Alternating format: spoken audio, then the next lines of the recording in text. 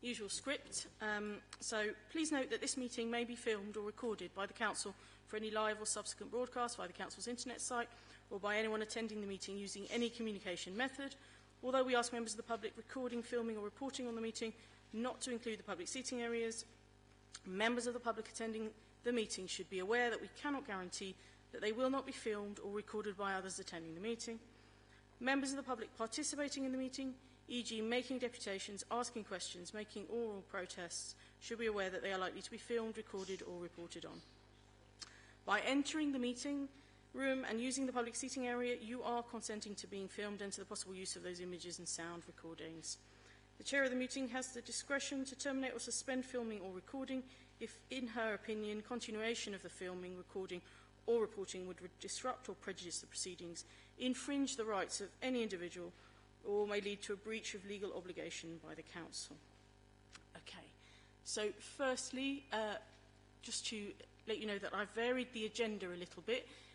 This accommodates the need of the Cabinet member to be seen earlier, but also what we'll now do is we'll take the Cabinet member's questions first, and we'll then take the deputation and the item that the deputation relates to together, and hopefully that should make things easier for the deputation as well. So, and then we'll take the regular other items, minutes, etc. Okay? So first thing first, apologies for absence. We don't have any, do we? No apologies for absence, Chair. Thank you. And we don't have any urgent business? No items of urgent business. Thank you. Declarations of interest, do we have any?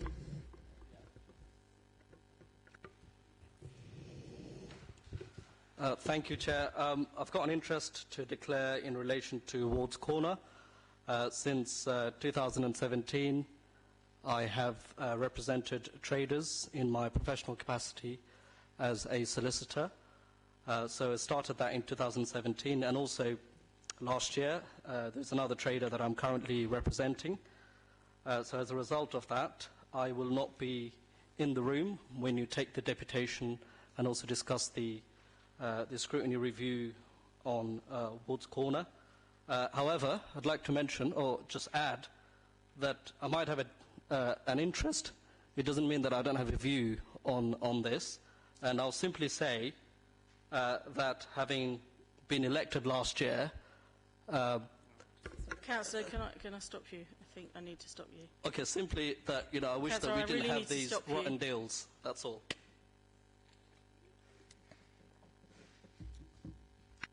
Thank you. Moving straight on then to the first item, which is Cabinet Member questions. Cabinet Member, do you want to introduce yourself and then give us a little introduction to portfolio, etc.? First and foremost, I'd like to say it's nice to be back. I haven't sat this side of the Overview Scrutiny Committee for about 17 years, so I'm sure that I won't be too rusty. I'd also like to apologise to people up there in the deputation that they're having to wait. I love Overview and Scrutiny, but I love White Hart Lane residents even more, so I've got a meeting at Devonshire Hill Residents Association afterwards, so sorry people are having to hang about and listen to me. I just wanted to give you a brief overview of the areas of my responsibility and say a little bit about each one. I'm conscious when I sat in that chair, we've had some Cabinet members in the past that wanted to sit and chat for about 20 minutes before anyone got asked a question. So I'm not going to be doing that tonight because I'm sure it would grate on you the way it grated on me. So my area of responsibility, as you know, is local investment and economic growth. That covers adult learning, training and skills, business engagement, community wealth building, growth and inward investment, procurement, small, medium enterprise business development, tackling unemployment and worklessness, and town centre management. And I just wanted to pull out a couple of things from that before I go into a more expansive note about some areas that I wanted to cover. Adult learning, training and skills, I wanted to place on record how excellent our HARINGEY works services, which is currently based at Wood Green Library. I've been to a couple of events that they've run, and it's really good and heartening to meet residents who have benefited, who have been medium to long-term unemployed, benefited and getting back into the job market. In some instances where English is not their first language, and that's been a bit of an obstacle and a barrier for them, and we've got a really good team at HARINGEY Works, and long may that continue. Colleagues will know about community wealth building, so I'm responsible for. It's pretty much one of the flagships of this administration. It's something I'm very passionate about, and I'm sure, looking at Councillor O'Connor, I'm sure there's going to be some questions on that later on. Growth and inward investment, I'm going to talk about the Productive Value Fund and also some other funds that we've got that businesses can tap into. We just steered the procurement strategy through the Cabinet last week, and avid watchers of Cabinet meetings, which I'm sure is all of you, will know that this is a procurement strategy that still has value for money very much at its heart, but it's much more social value weighting within the procurement strategy. SME business development, so that's about, we've got a business loans fund, which I think is 2.6 million. I think 1.6 million comes from the GLA and 1 million is funded by the council. That's an opportunity for new businesses to show a business case to bid, to make an application for a loan, but also for other businesses to try and expand, which I think is great. And that all plays into the community wealth building agenda, because about 90 to 95% of all our businesses in Haringey are SME, small, medium, employing 5 people or less. Tackling unemployment and worklessness. I've, not just as a lifelong socialist, but just from a moral dimension, I think unemployment should be the #1, if not one of the top 3 priorities of any government. I think unemployment has a huge blight on someone's life. Lack of self-esteem, affects your mental health, so on and so forth. And it's really important that we have a good, strong piece of work around unemployment and worklessness. And, of course, town centre management. Colleagues will know there's been a lot of news lately about how high streets are struggling, and Haringey, I'm sure, is not exempt from that. So just to pick out a few things that I've been involved in lately, and then we'll take some questions. So I spoke already about the Productive Value Fund. I went to the launch last Thursday, which is based at Pressure Drop, which is in Millmead Road in Tower Hill. Tottenham Hale, I know it's a bit, yeah, Tower Hill. Tottenham Hale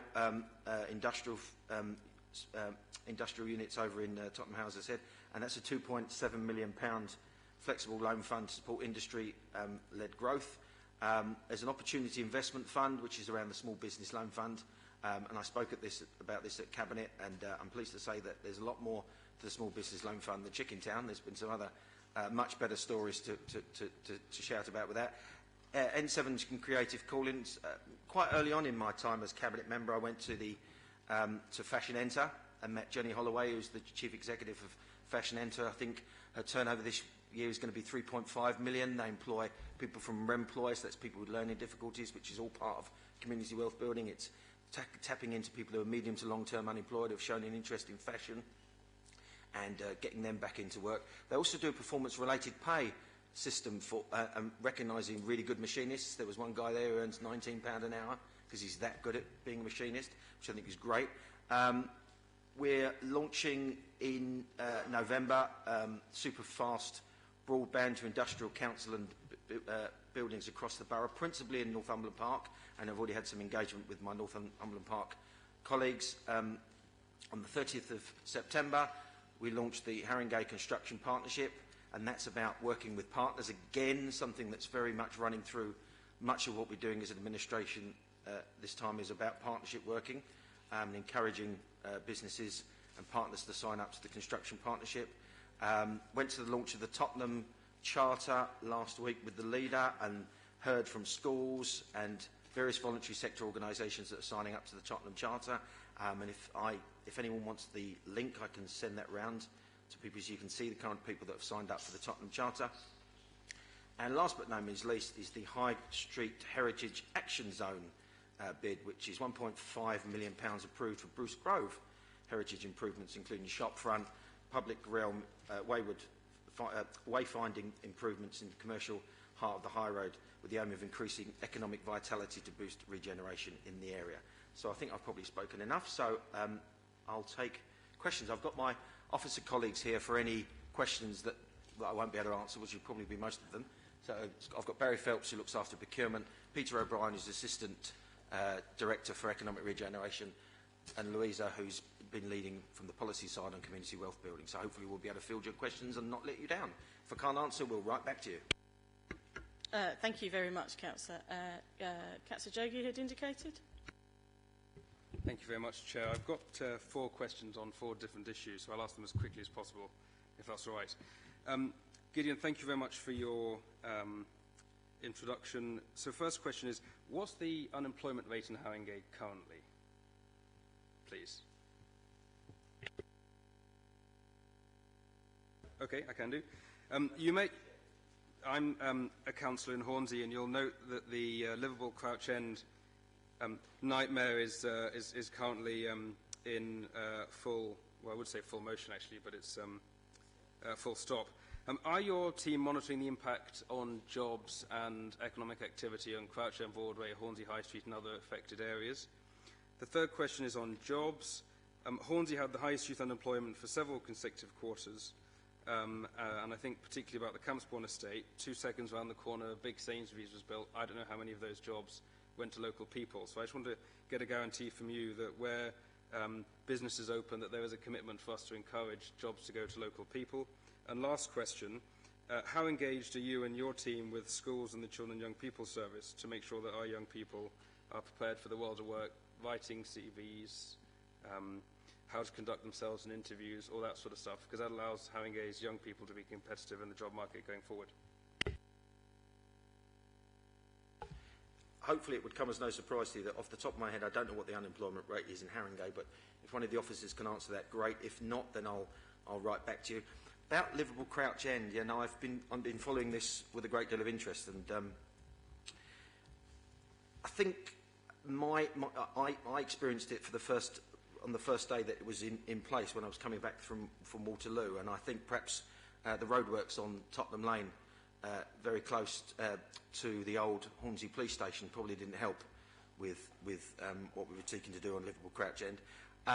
I am open to any engagement from any business who can demonstrate that Liverpool Crouch End is affecting their business, because I've seen stats from the GLA that say about 85% of all the traffic that goes through Crouch End doesn't actually stop in Crouch End. So it's not really from a business perspective. I'd be really interested to hear from businesses as to whether they feel that Liverpool Crouch End is actually affecting them. And I'm more than happy to, my door, as colleagues will know, my door is always open. So I'm more than happy. If you want to follow up on that in a second, you're very welcome to. In terms of Hornsey jobs for local people, that's certainly something we've got within the procurement strategy about the commitment to give some kind of value and weighting to local businesses that bid for contracts to show that they can employ local people, and I think that's something we need to be driving home at every level. That's something that's very much running through Councillor Javie, through community wealth building. In terms of young people, yeah, no, I certainly agree. I can't remember the last time I wrote a CV, and the last time I had a job interview, to be honest, but I know that we can do a lot more, and I think Haringey Adult Learning Service would be able to help with that, and certainly point young adults in the right direction. In terms of children, I'm certainly willing to speak to the Children and Young People's Department, see what more sort of support and assistance we can give in terms of getting young adults ready for the big wide world that they face. I don't know if any officers can pick up any of the questions that I haven't been able to answer. –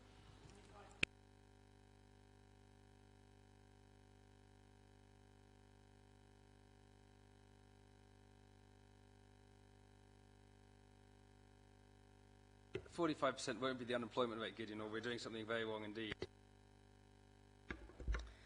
so can I just come back quickly, Chair? It wasn't that long ago since I was there, actually, but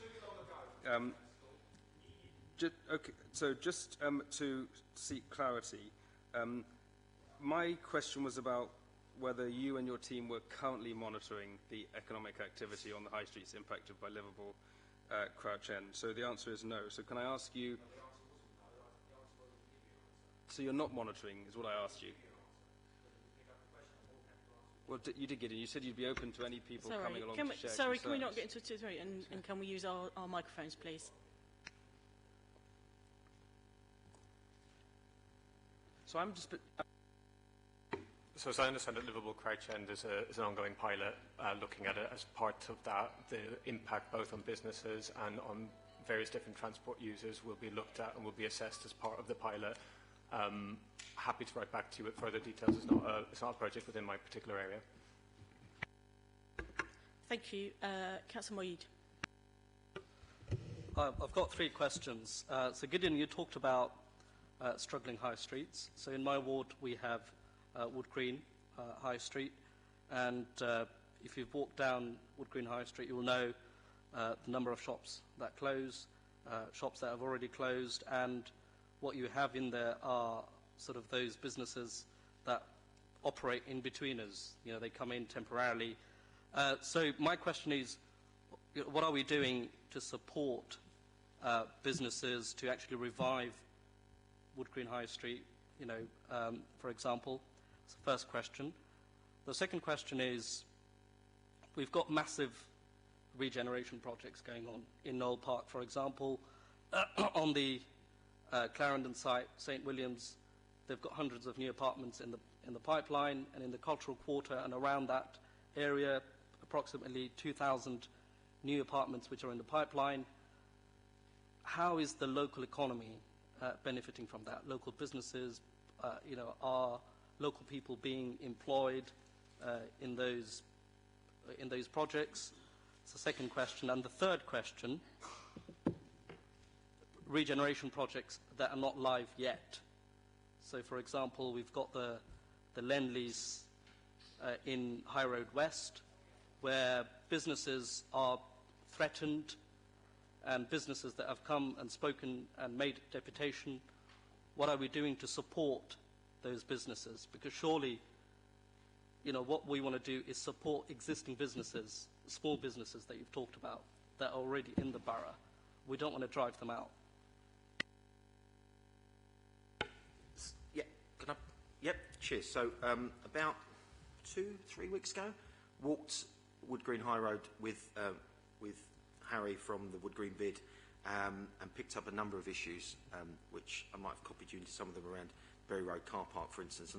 And some of the sort of short-term leases in where the old British Home Stores used to be, for instance, obviously because there's regeneration and development being planned for that, so they're only a short-term business, which isn't really good for Wood Green High Road, and I certainly concur with you on that.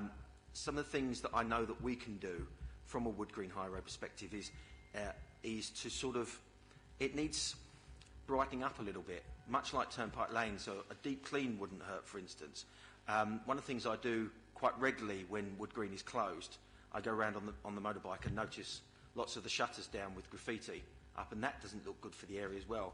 So encouraging businesses to engage with Veolia to have that graffiti removed for free, which are not enough businesses know about. But so I think the Wood Green bid will go a long way to revitalising Wood Green High Road, but I know in terms of its future it is struggling, and as a local authority we have a lot of things we can do to work with local businesses. It'd be great if we could try and bring back a Marks & Spencer's back to Wood Green High Road, for instance. That would be really good for the area. It really, really would. In terms of the cultural quarter, another walk around I had with Beth, who leads for the cultural quarter, and yes, very much agree with you that wherever possible we need to ensure that local people get these jobs. With regards to the Lend-Lease bid, I suspect principally you're talking around Peacock Estate. To my mind, the future of High Road West cannot be fully achieved without ensuring the relocation of the Peacock Estate for as many of those businesses as possible. I can't say much more than that at the moment. Only to say that, as far as I'm concerned, that is the future. And I know there's some concerns from businesses, which I'm very, very aware of, that the whole of the High Road West strategy seems to be much more geared towards residents and not so much towards businesses. And I know it doesn't help that as part of the High Road West strategy there needs to be a ballot, and the ballot is solely for residents. So I understand that businesses are concerned. I know that there are plans in place to work with the Peacock businesses to find another place for them to continue their business, very much in Haringey or very close to the Haringey boundary, and that's all I can say on that. Is there anything you can pick up that I haven't picked up, Peter? I think just to add to some of the comments around what some of the various different development is putting into specific things around skills and employment and jobs, and it's worth highlighting that as part of the Section 106 for all of the major schemes in Haringey, that effectively provides funding that goes into the likes of Haringey Works, the new name for HEST, and also helps fund the activities around the Haringey Construction Partnership, which is a very specific intervention with all of the developers to try and create a pipeline of employment for local people into those jobs. That's kind of, if you like, the phase that takes place while construction is taking place. Obviously, there's a different sort of economic impact once schemes are complete and you start to see residents moving in, you start to see business space being filled, and that vitality that you get that comes from that is a really important part of what those schemes can bring. The other thing I was going to follow up on, Carla, before you come back, one of the things that I was acutely aware of, and I know you'll be aware of this, is the alleyway that's almost opposite Poundland at the top end, which is almost a no-go area for enforcement officers because of the level of drugs and crime that goes on there. I think what needs to happen is an element of urgency. I noticed when you go on Google Maps, it shows a lovely picture of the alleyway with a lovely secure gate. Well, the gate is not secured, not by any stretch of imagination, because as quick as we get it secured, the criminal's down there kicking it off. I think what we need to do is work with local ward councillors and with the cabinet members for neighbourhoods and communities to design out that particular issue. Because as long as we give the impression that we don't care about Wood Green High Road, then businesses and residents won't care about Wood Green High Road. And I think it's really important that we try and design that out. Quick comeback. So in relation to Wood Green High Road, you've mentioned some short-term fixes, deep clean, removal of graffiti, all great. But have you done any long-term thinking in terms of how we support, how we revive the high road? Any thinking at all? So there's probably two bits I point to. One is if you break it up into kind of the physical kind of interventions that you look to make, and the other is when you think about things that are more about the maintenance of the environment. So when we think of the maintenance, obviously the bid is a really important part of the infrastructure that helps us deal with things like antisocial behaviour, crime spots, coordinating amongst the traders, for example, to help tackle shoplifting, etc. is a really important part of that. They're also involved in helping to activate the high street by bringing forward a programme of events, both seasonal ones like at Christmas time, for example, but also then specific events to try and draw in more people into the high street. So I think that's probably the single biggest, most important kind of intervention in that regard. In terms of the physical, something called the Wood Green Place Shaping Manual is a piece of work that is underway, working with members, working with the community, working with various different departments of the council to try and identify a pipeline of projects to improve the high street in terms of its physical environment as well. Thank you. Councillor Dohan. Thanks, Chair. Thanks, Gideon, for your introduction. So I just got two questions. You talked about SME funding. Will that cover the existing businesses? Yes. Brilliant. So some of our business owners are English are their second language. Will they get support on filling out those bids because it's very complicated for them to complete those bids? Yep. Can I ask a second question? And then you can ask both at the same time.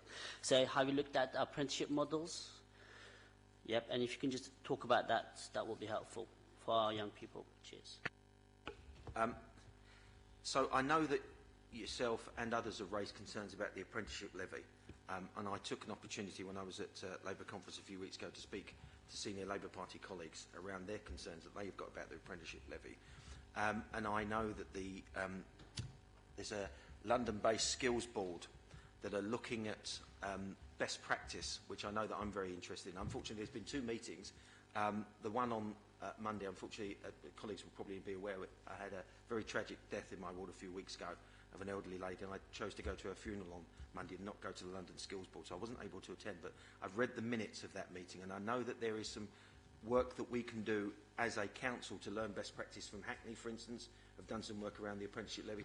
The challenge that we've got in Haringey is that because and some of my newer colleagues won't be aware of this, year on year we had to make a substantial amount of savings from 2010. I think our budget, Councillor O'Connor will be aware, went down by well over 120, 130 million over an 8-year period. And when you do that, Councillor Duggan, you'll know that it's a lot of the back office that are taken away. So HR is an area that's been pretty much hollowed out, and it's HR that would need to support the apprenticeship levy.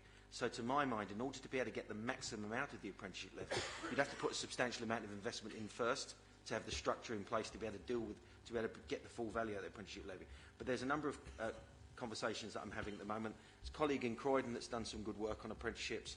A colleague of mine in Southwark, Councillor Criner, who I'm meeting on Thursday. I'm managing to drag her to the NHS building on Thursday where I work for a meeting, and also going to have a conversation with one of Phil Glanville's colleagues. So we don't have all the answers, and for all my faults, I've always maintained that I don't have all the answers, whether I'm Chair of Scrutiny, a backbench councillor, or a Cabinet member. And I'm always willing to work with people that have shown best practice in this area, because I think it's really, really important that, that we work with young people and with people that have got knowledge to really drive home apprenticeships. Very happy to work with you and your Children and Young People Committee as well. Hope that helps. Is there anything you want to about apprenticeships?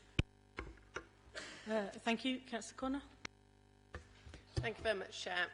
Councillor Bull, I had the pleasure of being at Cabinet for your papers that came out on Tuesday. So I've got some specific questions following on from that. I noticed on the first one on the procurement strategy, you were talking about supporting local business and increasing local employment opportunities. You very kindly came to my ward recently to do a walk around regarding start-ups. So I was just wondering if you could expand a little bit on support the council can give to local start-up business, because that would be incredibly helpful for our area in particular. Second question was empty spaces. At the top where Green Man Pub used to be, there's at the moment there's quite a large empty space at the bottom of the at the bottom of that building. So if there was anything that could be done about using that council-owned empty business space at the moment. Yeah. And the final one was, oh yes, town managers, town centre managers. I think they would be really, I'm a great advocate of having a town centre manager. I know it's very difficult to employ one just for a small area, so I'm just wondering about sort of including Hornsey, Crouch End and Muswell Hill as a tri-partnership in that, and getting a town manager over those three. I'm looking at my fellow ward colleague here, well not ward colleague, but Hornsey ward colleague, neighbour ward colleague, but it's just an idea and whether that could be something that could be looked at. Thank you. Well, I feel a bit let down now, because I thought of all the colleagues on this committee, you were going to put me through the ringer. So, but I'm sure you'll come back in a second. But on the procurement strategy, Barry will pick some of that up. But I did mention earlier about the business loan fund.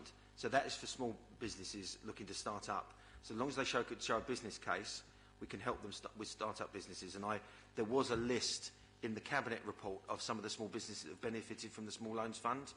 The second question, remind me, that was about the building, wasn't it, at the bottom? So I can certainly take that away, and I know that Hem, who we did the walkabout with, this was the building that was originally earmarked for the CCG, that we own, and the CCG are not using it at the moment. And I don't know if is there a plan for the CCG to use it in the future? Fine, well, that's something I know we can pick up. Do you know where this is? I will show you. I will show you on the map, don't worry. We'll certainly pick that up, and I'll send a response back to you, Councillor Connor, and copy the committee in, and your two lovely Muswell Hill colleagues. On the town centre manager, I remember back in the day when we used to have town centre managers of the two a penny, so they were everywhere, and they were really, really useful. But like so many other things, I think they were funded principally from the general fund, so when you're having to make savings, those sort of things have to be cut out, unfortunately. Very much like park rangers back in the day, and we've seen the impact of taking out park rangers from our parks. One of the things I did raise an eyebrow about when I familiarised myself with the officer structure within my team was the fact that we've got officers focused on a particular area. So we've got someone who looks after Tottenham High Road, for instance, that's Keith Trotter. We've got someone who works within the Wood Green and Turnpike Lane area, which is Beth Kay. And then we've got Hem that seems to cover pretty much everything else, with one or two exceptions. And that's probably too much to ask. Peter's very creative with tapping into GLA funding. I'm going to put you on a pedestal now. I think that would be something we could certainly take away and look at, whether we could tap into some funding for town centre manager. I'm looking at Councillor Javie. I know he's got some concerns around Hornsey. I know from going down Hornsey High Street, it needs a bit of a oomph. And I was hoping the oomph would have come from when we got rid of the Hornsey depot that had been sitting there vacant for goodness knows how long, and we put Sainsbury's in, and people would be coming in. People are coming in, but we still need to try and work with those local businesses, because there's still one or two empty shops on Hornsey High Street. I suspect there's probably about 3 or 4, actually, to be honest. One or two that stick out in my mind that have been empty for quite a while. And so I definitely think a town manager for Crouch End, Muswell Hill, Hornsey would be a really good step forward.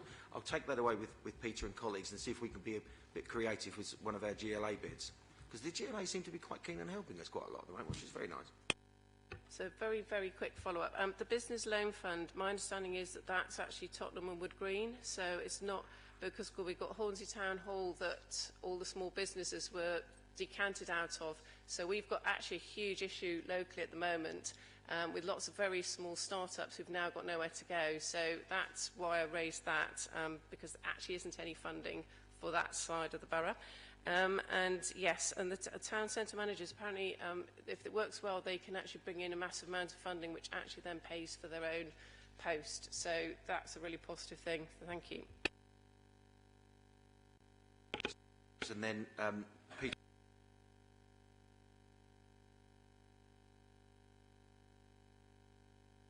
Hi, Councillor Connor. Thank you. So just in terms of what we're doing for small businesses and in particular startups, in terms of businesses in Haringey, we already they already receive about 110 million a year of our expenditures. That stays within Haringey-based businesses. Specifically around startups, we've done quite a bit in the last 2 years. We've amended our evaluation criteria in our tender process to enable startups to be able to compete and consider things where they don't have 2 years accounts, they don't necessarily have all the experience that we would normally expect to deal with that. We've also made provision for direct awards for contracts below £10,000. So for small startups, that's quite helpful because we can directly award with that. We've made it simpler in terms of contracts below 160,000. So again, it's much more of a light touch. We only require 3 quotes, and that can be focused on local businesses as well. And the criteria that's required for that is much lighter. We've got the largest portfolio of dynamic purchasing systems within local authority. That covers round about £100 million worth of our expenditure, and that is specifically designed to support local small SMEs, and it has provision for startups in there. So there are over 12 categories in there. The most recent one is around construction, professional services and minor works. So we think that those, as well as a lot of categories in relation to care, is quite a good fit in terms of being able to support some of the businesses within the Haringey environment. So quite a bit in terms of trying to support startups and SMEs in Haringey. Following on from that, Pippa, if I may, one of the things that I did soon on taking over the brief was have a look at the 2009 procurement strategy. And I always big up Scrutiny on this because it was the first strategy that came to Scrutiny before it actually went to the Cabinet, much to the annoyance of the then Cabinet member. But one of the things that jumped out at me within that procurement strategy was about value for money, value for money, value for money, value for money, pretty much at the expense of almost anything else.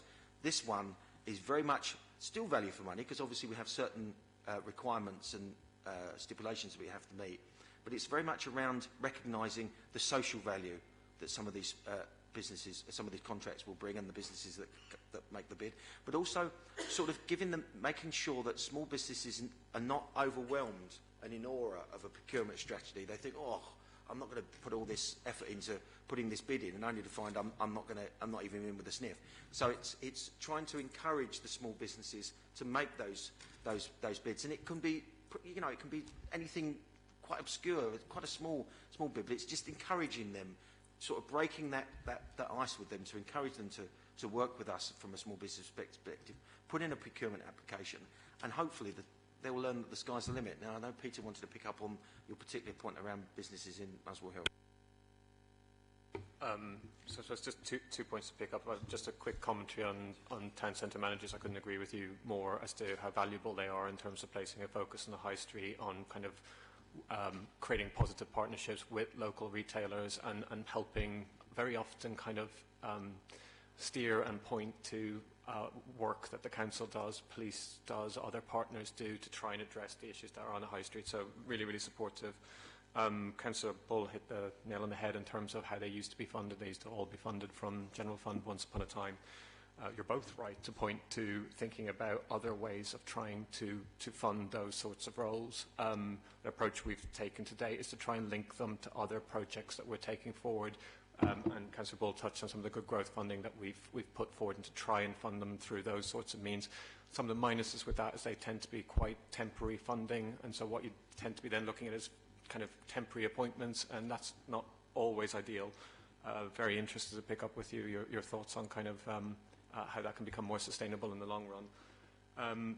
So just in terms of business loan funds, the current scope of the business loan funds, we have two. One is called the Opportunity Investment Fund. That pretty much covers the High Road in Tottenham, along with Wood Green. And another called the Productive Valley Fund, which is covering the Upper Lee Valley.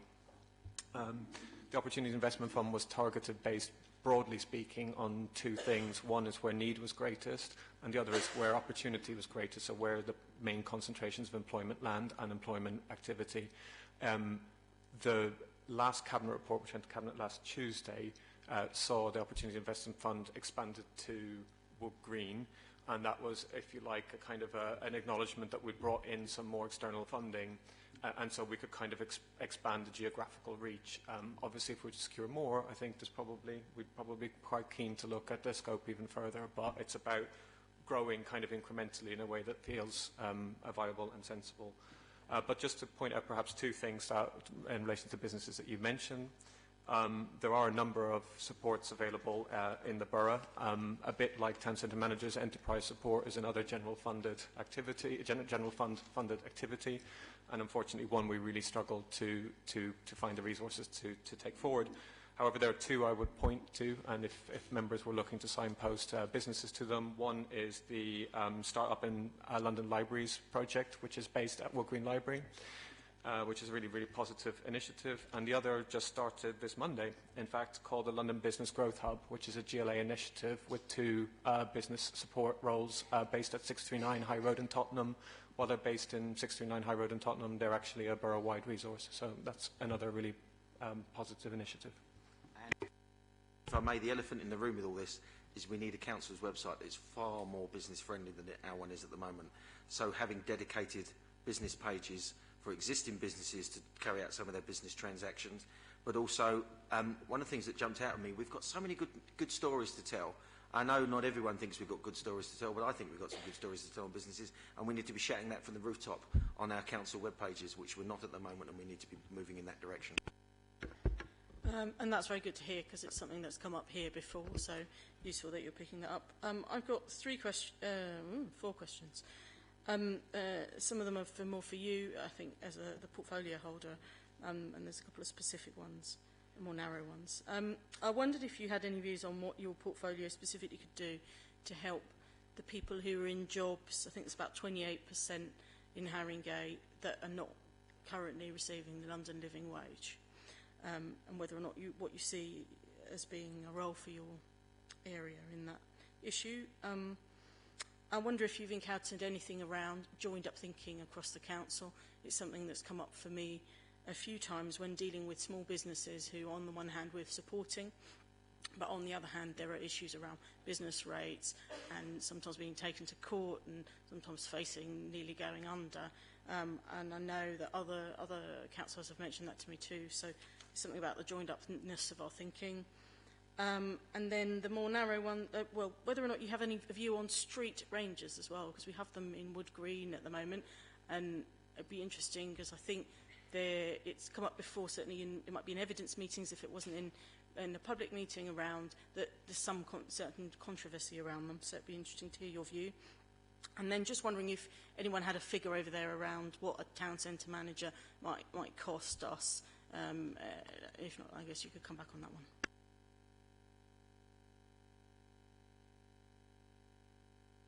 So I think, first and foremost, on the London Living Wage Chair, we need to lead by example as an administration, and I'm hoping somewhere very soon we will be able to honour our commitment within the manifesto about being a London Living Wage employer, principally around extra care, social workers and such like. So I think we need to lead by example. I know that was something within our manifesto and something we need to be working to very much to deliver sooner rather than later. I think we can incorporate within our procurement strategy to encourage businesses who are interested in doing business with the council that a stipulation or a desire at the very least would be to pay the London Living Wage. I think a sizable percentage of the people that work in Haringey live in Haringey, and to my mind, if they are paid the London Living Wage, they will be spending their money in Haringey, which is regenerating our high streets, which I think is really, really important. So wherever possible, we need to be encouraging the London Living Wage, and it's just morally right that we should be paying the London living wage and that we should encourage businesses to pay the London living wage. And I think we should be incorporating that in everything that we do. And I can certainly give you an undertaking now that for as long as I'm Cabinet Member, for goodness knows how long that's going to be, I will be encouraging within strategies and within the work that we do as an administration to encourage businesses who want to do business in Haringey to pay the London living wage. It's just the right thing to do. I hope that gives you the reassurance that you're seeking. On the SMEs business rates, I know that in terms of encouraging new businesses, we do give business rate relief. I'm thinking of some of the meanwhile businesses as well that we've encouraged, and we've given a certain degree of business rate relief. Always willing to engage with any business that might be struggling. We've got a good officer team. I'm the Cabinet Member. I think what I'm trying to do, if this is going out to the public, to say to any business in Haringey, if they are struggling, get in touch and we'll see what we can do to help. Because it's also about learning about why they're struggling, to see if there's something we can do more holistically as an administration to address some of the issues that they face. I think I'd be interested to hear about the controversy around street rangers. I only came across them once when I did the Wood Green walkabout, and I know that there's certain powers they have and certain powers they don't have. If you want to elucidate on that now, or drop me an email on some of the concerns you've got around street rangers, I'd like to. You want me to stop now and you want to tell me? They're not necessarily concerns I hold, but there's certainly discussions and conversations that I've been witnessed or been party to. So on the one hand, people see the value. On the other hand, they feel quite police-like, but they are not police. And some concerns about the use of those powers and the presence of that on the high street, in particularly when they might feel like they're there for a certain reason, to some extent, to discourage certain crimes, and how that might feel in terms of that being a private sector role, if that makes sense. Well, I'm more than happy to go back to colleagues and look into that about the street rangers and how they came about. I know that in Wood Green they're funded by the Wood Green bids, and they're not funded, obviously not funded from the general fund. But if any other Wood Green colleagues have not particular instances or concerns that they want to raise with me, I'm more than happy to take those up before we look at trying to roll them out anywhere else. Remind me about the fourth point. I've written down town centre. The cost of town centre managers. If I can answer that, I need to do it in officer. If it's okay, I'll provide the response to you in writing, if that's okay. Okay, thank you very much. Our time is up. Time is up. And I know you've got a meeting to go to, and so I think what we want to do is move to the next item.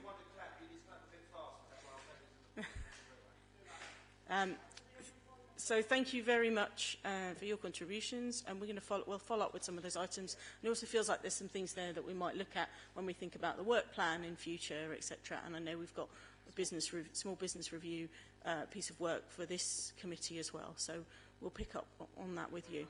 Thank you. Thank you. And now we could ask the deputation to come forward. And while you're just getting yourselves ready in the seat, I'll just read the customary normal text. A deputation request has been accepted from Mr. McNamara, accompanied by Stefanie, Alvarez and Javie Huxley. The request addresses some of the concerns about the voices of market traders at Woods Corner. And that's why we've decided to take this item now and then take the Woods Corner item together. That seemed like a sensible thing to do. I think the deputation will have 3 minutes for the main speaker, and then we'll go to questions, at which point any of the deputation can answer. Do you just want to introduce yourselves? Yeah, thank you, Chair. I'm Stuart McNamara. This is Stefanie Alvarez. This is Javie Huxley. Thank you. Okay, so go for it. 3 minutes. Thank you, Chair and committee members. Of course, with only 3 minutes, I'm sure you'll appreciate why I'll try and cut to the chase. The scrutiny review process with this report has been thorough, and councillors that undertook it deserve public credit for that. In my humble opinion, I think scrutiny is the most important function of councillors, and councillors should be scrutinising decisions of the executive and officers in pretty much everything that they do. This Overview and Scrutiny Committee and its panels is simply the formal side of what should be taking place in many different guises. 3 months of evidence gathering from February to May this year, with evidence collected from a wide range of stakeholders, and this report is doubly important as it indicates traders having formally requested it, particularly as from my own bafflement from last year when I met with the council leader myself in June 2018 and suggested that 3 things should happen. Support for a scrutiny review, the halting of any major decisions until at the market until the review had been complete, and engagement in ongoing dialogue. Sadly, at the time, he said no to all 3. And in November of 2018, he wrote to the Secretary of State to urge them to hurry up the CPO decision, a letter that was only finally issued into the public domain by the Council in an FOI review request a few months later. In terms of the use of CPO powers, it's worth bearing in mind that at Shepherd's Bush Market in Hammersmith and Fulham, traders there won a case on appeal in the High Court. And at Millwall Football Ground, the CPO was recently withdrawn, and basically CPOs in cases like this are a clumsy, out-of-date sledgehammer to crack a nut and a symbol of political failure. This has gone on for 16 years, and I think the report itself is frankly damning of the Regeneration Department, and yet the faults identified are exactly the same ones identified during the HTV debacle, the youth zone fiasco, and in multiple other regeneration schemes that the Council is pitting itself against local stakeholders for. I think it's very, very important to recognise that many councillors have been very constructive and supportive of the market in terms of their contributions, both in terms of this process and in terms of meeting and speaking to traders. Yet, in terms of the executive and the leadership of this council, it appears to be completely frozen by indecision. The Regeneration Department has continued to cause damage to community relations across Haringey and is probably the single biggest internal challenge to this administration meeting its manifesto commitments, and it is souring the legacy of this current Labour Council. I deputed with others in the Red House scheme, a scheme at the point that the Council spent £4.6 million over ticket, and councillors who were doing their job have subsequently been threatened with being punished on that. There are multiple different aspects, whether it is the failure of the Section 106, the failure of the Future of Seven Sisters Market Steering Group, which met 21 times over a roughly 2-year or so period, where one particular thing that is really alarming is that the Tottenham Town Centre manager, a senior Haringey Council regeneration officer, appears from the minutes to have attended a large number of those steering group meetings, yet according to this report, did little, if anything, to help traders when they were in distress, and then refused to give evidence to the scrutiny panel. So with all due respect, I'm a bit baffled when I hear the Cabinet member and their officer singing the praises of town centre managers, when I think from the point of view for market traders, it's been an absolute disaster, and that needs to be reviewed. I believe that my 3 minutes is up there, and I'm happy to answer questions. Thank you very much, Stuart. And if I didn't adequately thank you before, thank you very much for coming. Now we can move to some questions. Do any of the committee have questions they'd like to ask? Councillor Javie. Thank you, Chair. Thank you, Stuart. Thank you to... Forgive me your names. Javie and... Stefanie and Javie. Thank you to you two both. And also thanks to Ruth Gordon, our colleague, who spent a lot of time and energy on putting an important report together.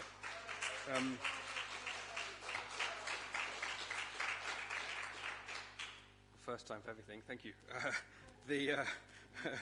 I've got a few questions that I've scribbled both as you were speaking, Stuart, but as we've been considering the report on this issue more widely.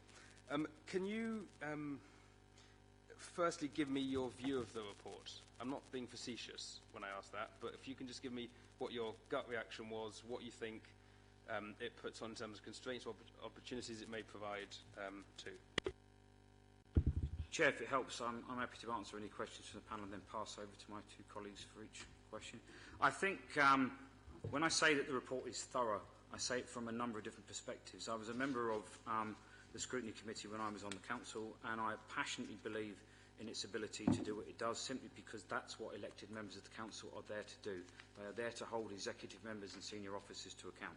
I'd also draw attention to the fact that from my reading of it, pretty much every one of the recommendations is prefaced by the methodology for where the evidence came from and what their conclusion was. Everybody, it appears, whether it's the developer, the market operator, Transport for London officers, everybody had a chance to take part in this. And I don't recall this has ever happened at any particular point in the 16 years of this crazy situation, which doesn't really appear to have any sign of being solved and won't get solved with the CPO.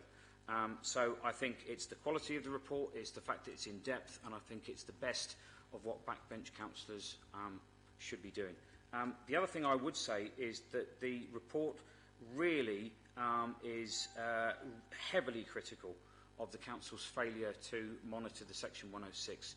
That is incredibly problematic for the council, and there's absolutely every logic and every need for that to have come out into the public domain. And I'm slightly worried about, if the leader of the council's comments to me personally were anything to go by, that if we're not with the diligence of the panel in its efforts, I don't think anybody would know this. And I think it's desperately important that people do. So the Section 106 failure, I'd also say that with the flowery wording in the original pages of the officers section of the report about equality and the public sector equality duty, it leaves a lot to be desired. And this is the second time that the council has ended up in the High Court. And even though it may have won this first round, why has it gone to court?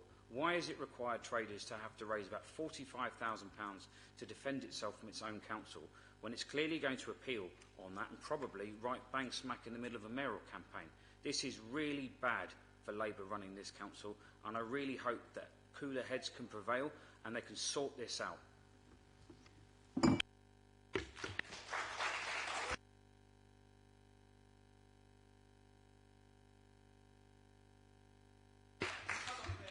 Thank you. I also echo similar to what Stuart was saying.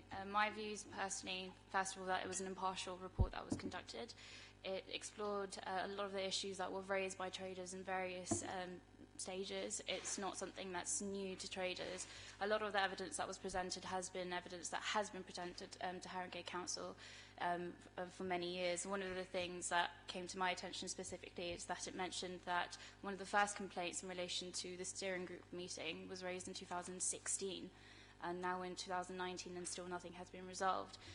Secondly, just something that Councillor Connor, you mentioned in relation to Councillor Ball about the empty spaces that were around Haringey. It's unbelievable that there are empty spaces on high streets, given that in the Latin Village there's absolutely no space that is empty. It is a market that absolutely thrives and does well and regenerates so much income. It doesn't go anywhere. It stays in the local economy and it should remain there.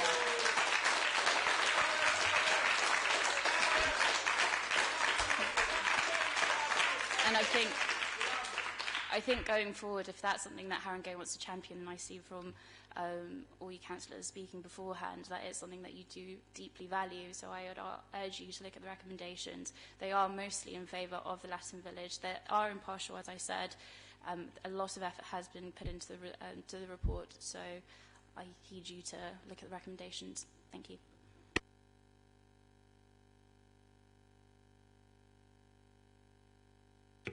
And I just want to add, as damning as the report was, we don't see any concrete actions from what's happening here.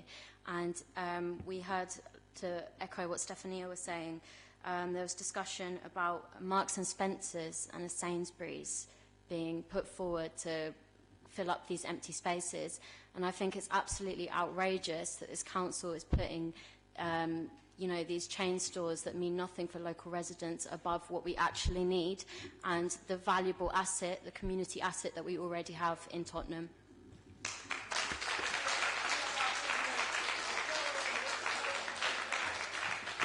Thank you. Did you have a follow-up question, Councillor Javie? And then I'll take Councillor Doran. Thanks, Chair, and thank you for that really helpful answer, all three of you. I was struck, I did have another one, but I think I'll go with, since I've only got one at the moment, the point about the steering group meetings. that you noted, Stuart. Can you explain a bit more about what you meant by the failure of the meetings and some of the challenges? I know you touched on it too, Stefanie, so if you could just explain that a bit more for us, that'd be really helpful. So, I think that's an excellent question, particularly considering the fact that the minutes are in the public domain. The steering group, the future of Seven Sisters Market Steering Group, as it was quite ambitiously labelled, met 21 times. The Tottenham Town Centre manager, I believe, attended the vast majority of them, and yet it's an absolute mystery what, if anything, that they have done when repeated concerns were raised by market traders that they were in distress and that the market operator was sadly enabled to use the steering group as a forum through which to denigrate the market traders. Doubly problematic when they also, up until recently, served as the market facilitator. So the council failed to monitor the steering group.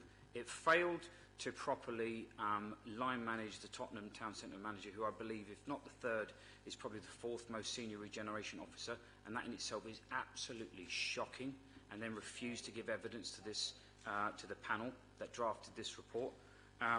8.23 on page 129 of the report makes it quite plain. This evidence suggested to the panel that relations between the traders on the steering group and the market facilitator had irredeemably broken down. The developer doesn't disagree with that and acknowledges that in the report.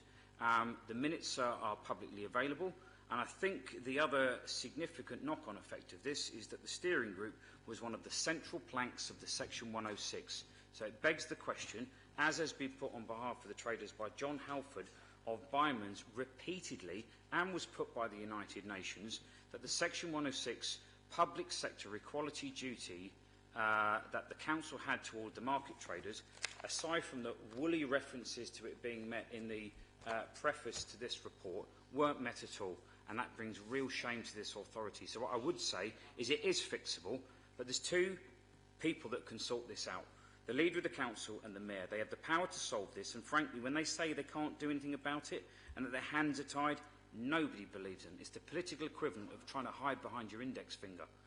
And it begs the knock-on question of what they're going to do, because if they can't do anything about it, they're either declaring their incapacity on this issue, or they're just as bad as the market operator and the developer for allowing this to happen. And lastly, if a council instigates a scheme like this, however many years ago it did so, puts in place the developer, who puts in place the market operator, puts in place the CPO, and then when it all goes belly up, says, sorry, Gov, nothing I can do, so does TfL, so does the developer, well, where does the buck stop?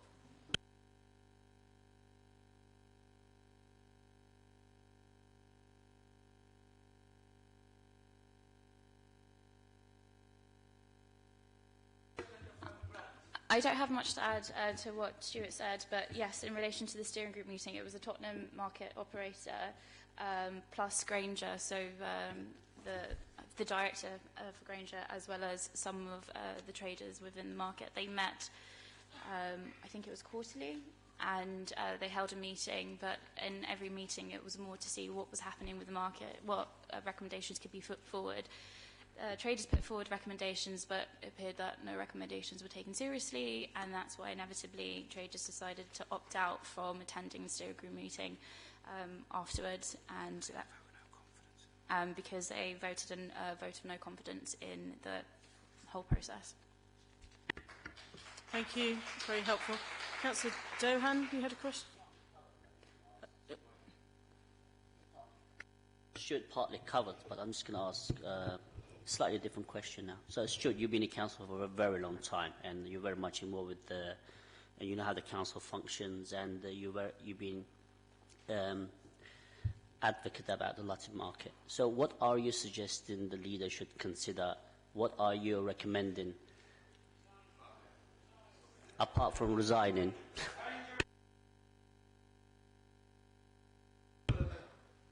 Councillor, I think that's a very good question. I think broadly there are 5 things which need to happen. The first of which, it may seem simple, and it would have done a lot of good if such a straightforward recommendation had been adopted when this administration was formed, and that is genuinely independent roundtable discussions. I can't see how any political administration of any party would say no to that. But yet we're facing the fact that 18 months has been wasted while that opportunity could have been grasped, yet it's not too late to do so.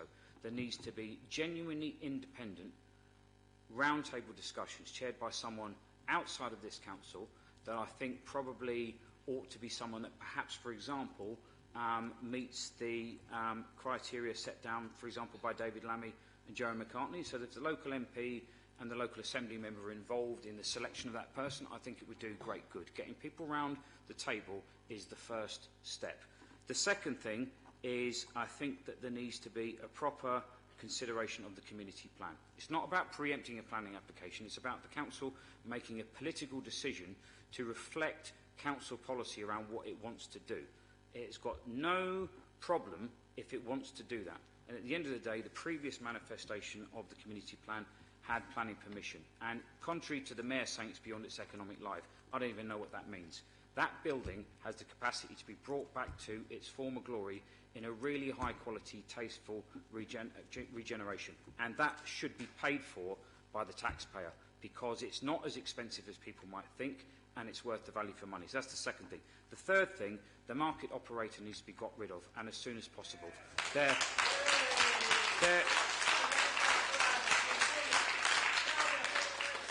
There's enough evidence of their wrongdoing to wallpaper the Albert Hall. And I also think that they need to be subject to a thorough, external investigation into their practices at markets up and down this country. Okay?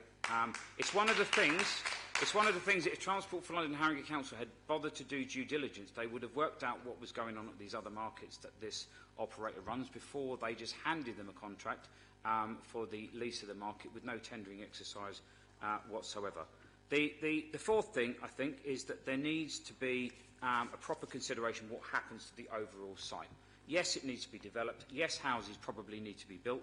Whether it's the council buying it back or whether it's the current developer doing it, it needs to be considered. And I don't see why, with a little bit more imagination, it couldn't have affordable housing as well. And lastly, the market, in terms of its operation to replace the disastrous current market operator, needs to be subject to the kind of ideas that I think have come forward through Roger Austin and the Policy Advisory Group. Now, there's a lot of confusion about what the Policy Advisory Group's about, but it's quite clear also that Roger Austin is very knowledgeable, and there needs to be a proper support mechanism in place to allow the market traders to be in control of their own destiny, so that there is a proper, open, transparent running of that market with the market traders at the heart of it and the council providing the support when it comes to health and safety and regulatory matters that they frankly haven't bothered doing so far. Thank you. I'm going to have to... thank you. I think we've got a final question and then we're going to need to wrap up. I'm just conscious I want to give the next part of this item enough attention. Councillor Conn. Okay, well, you've been incredibly clear and you've, I think, brought up pretty much everything that I had down already. So thank you for that. But I'm just going to sort of take you back to that last bit that you've just discussed about that future options. So on the recommendations on the report, there were some, so 11, 12 and 13 and 14, but those ones about how the council works alongside with the traders, and it'd be really interesting to hear from you what your thoughts are and how you feel that would be possible going forward. Thank you very much. I absolutely think that roundtable discussions and, again, using the external expertise of the local Member of Parliament and local Assembly member to help, I think, rubber stamp what they would see as independent rather than council officers who, sadly, I think have squandered the trust of local people on this. So I think that's number one. I absolutely agree in these recommendations, but I do think that the roundtable discussions need to happen first. And the other thing, in terms of a sixth thing on top of the 5 that I had given in response to Councillor Doan, it may sound extreme, but I think that based on the fact that this is the latest in a litany of poorly run schemes that have absolutely caused immense damage to community relations, I think the Regeneration Department has to be broken up, and I think it needs to be disbanded in its current form. It's causing so much damage to the council. I think it's an act of self-harm for politicians to allow it to continue as it is. Sorry, yes, I wanted to add, I think it's also important to ensure that both the council and traders are on an equal footing when these meetings do take place, or roundtable discussions. I've heard previously that you say in your ward potentially, where English isn't as a trader's first language, that's very important, and whether these mechanisms can be put in place. So to ensure that if these discussions do take place, the traders aren't losing out just merely because of communication. So to ensure maybe extra safeguarding for the traders.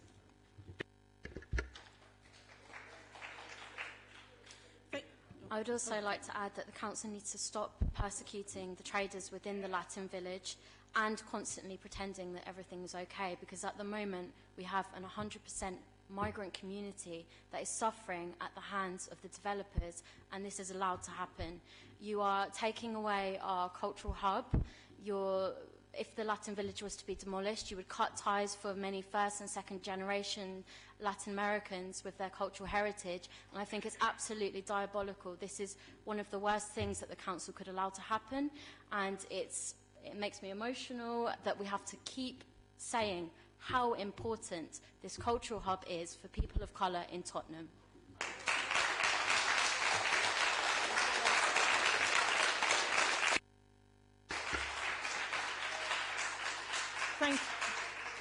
Thank you all very much. I hope you feel that you've been given plenty of time to share your very strongly held feelings. We are always committed to hearing the voice of the community in Scrutiny, and we always will be for as long as we're here, certainly. So thank you very much for your contributions. We're now going to move on to, you're very welcome to sit down and listen to the next part of the meeting. So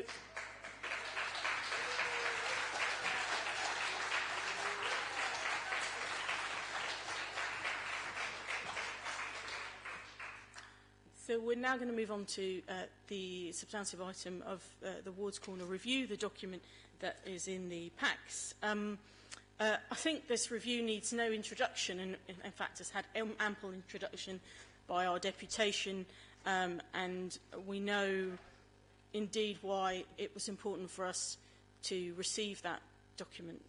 There are 14 recommendations there, and I don't propose to go through each one, but instead to shortly invite panel members to make any, committee members rather, to make any contributions.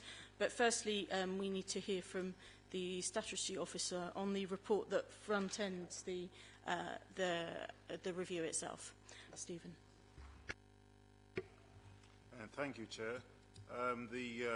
The officer's report at pages 85 to 91 introduces the draft review report.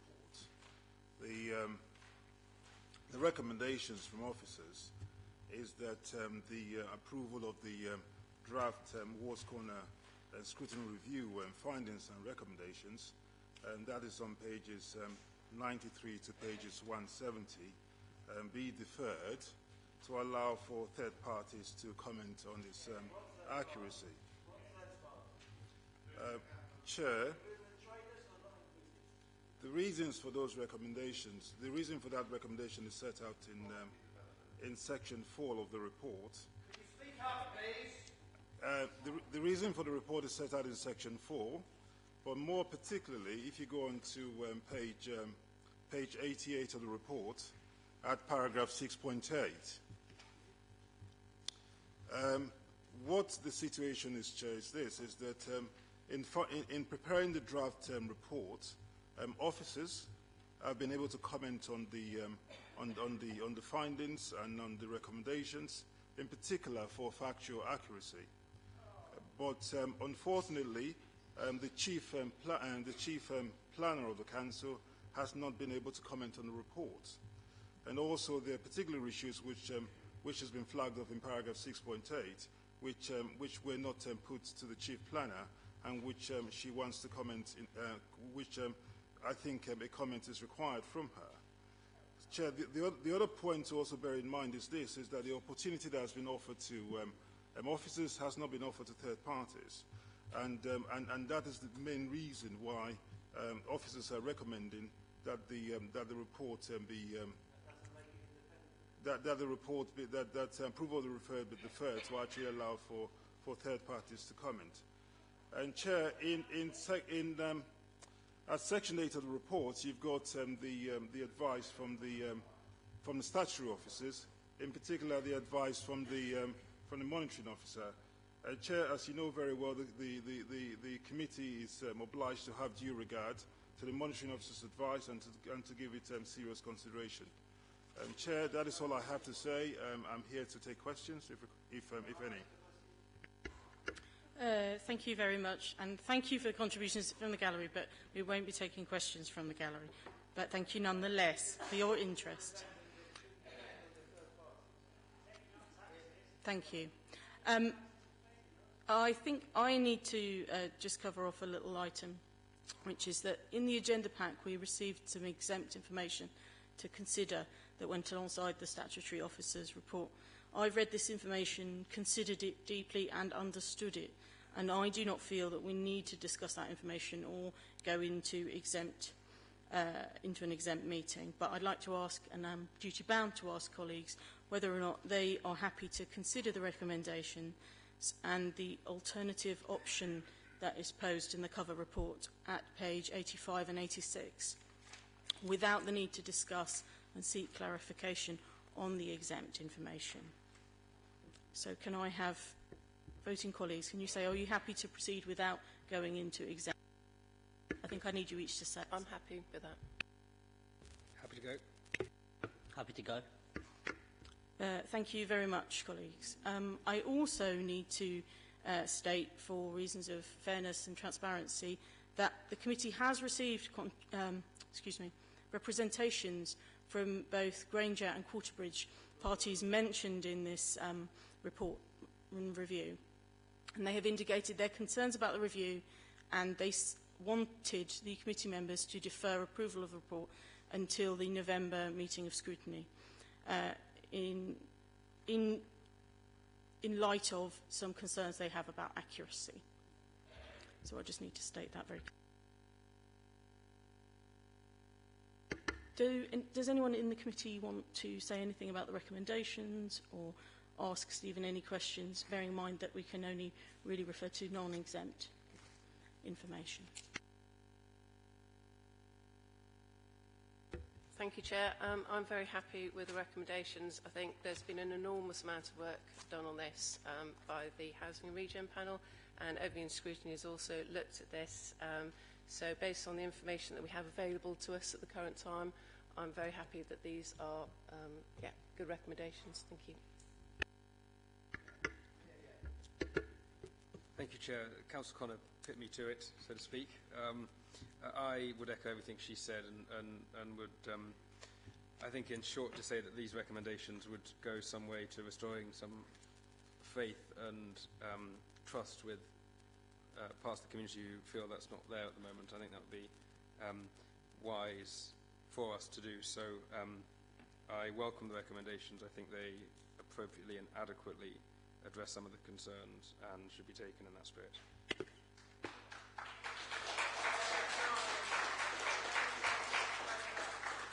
So I echo with Councillor Connor and Councillor Chogi. So I'm very happy with the recommendations, and I welcome the recommendations.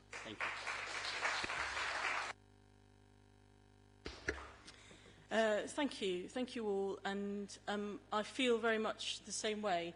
I feel that the recommendations are very clear and provide us with a constructive way in which to tackle some of the issues and our own failings. And I think it's important for us to, going forward, always seek to be a learning organisation and to learn from failings. One of the things that is important to us is that we are seen as acting fairly, and that we also make sure that we are transparent about our operations. And so there is a suggestion that I'm going to pose to the committee around how we move forward. And I think that we're all agreed that we want to recommend these, or make these recommendations to Cabinet, but we do have the issue that both Quarterbridge and Granger have said that they want to submit some material. In fact, one of them has already, around factual information that they feel is important. And I think we are duty-bound to listen to it. I appreciate that we might not like that and others may feel that that's uncomfortable, but we are duty-bound to receive that information. So my suggestion to the committee tonight is that we approve this review and its recommendations. After all, we feel very comfortable with it, but that we suggest that the Chair and Vice-Chair take receipt of this factual material from other parties so that we can be seen to be receiving and hearing that material, and that we then take it on ourselves to make sure that it is incorporated correctly in the report. But I'd like to suggest that to colleagues and see how they feel about that. So just before that's discussed, I'd also like to add to the Chair's thoughts that that both the Chair and myself as the Vice Chair take independent legal advice if we feel that that's necessary once we've received any facts back from any other third party, so that we are confident that when this information, this final report goes out, that we will have been seen to be sort of neutral and independent and, you know, not acting on anyone's, but just, you know, just having that independent confidence that Scrutiny has. Thank you. Thanks, Councillor Connor. I think that's really important. I think it's very important to be transparent and also to make sure you have independent advice. I think that's a helpful suggestion, especially when we think about what that material is that might be given to us. And what do other committee members feel?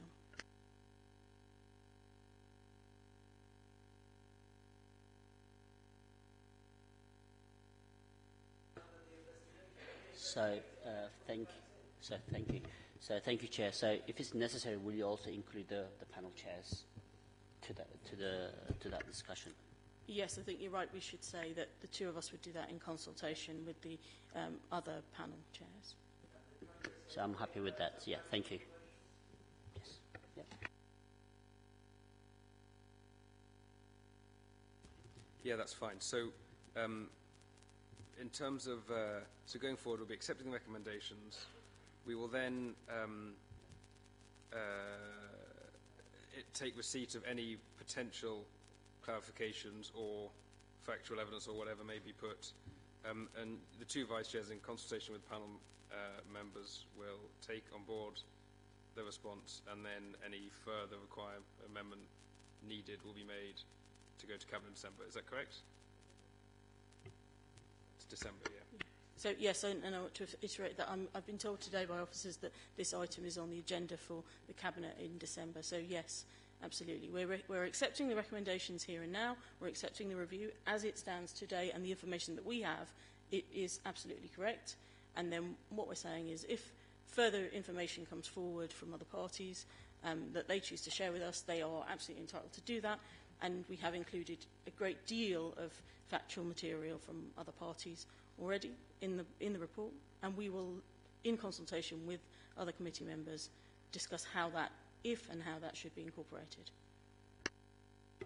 One further question. In terms of traders and members of the public, one chap asked if there'd been an opportunity for traders to come in as we got further down the line in terms of that third-party gathering information. Is that going to be possible, or will that have been covered, as it were, by the report today?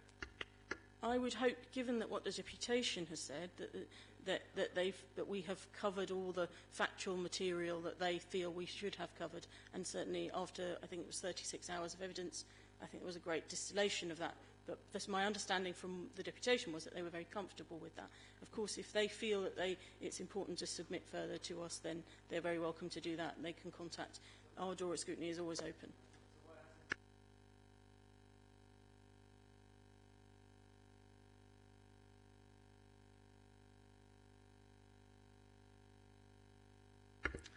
Thank you. I don't normally take questions from the gallery, but I will answer your question. I can't answer for Granger as to why they haven't provided that material, and I can't tell you what that material is because I don't have it and I haven't seen it. So I understand why you're asking that question. I don't have that answer, I'm afraid.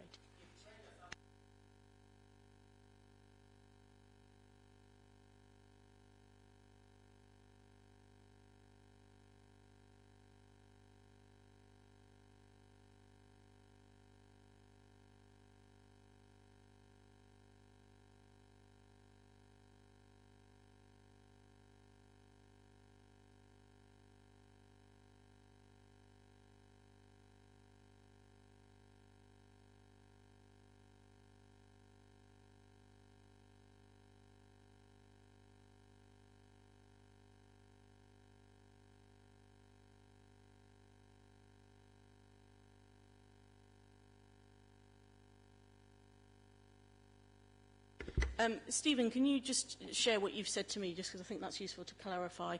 There's just a legal point about how we make sure that we've done this in the right way. Thank you, Chair. Just to assist. Now, just to reiterate, just to confirm the decision you made. First of all, you've agreed to accept the review report findings and recommendations. You've agreed, correct? That's correct. Accept. Sorry, my apologies. Accept. The second point is that you've agreed to for third parties to make representations on the review report findings and recommendations, which you will consider.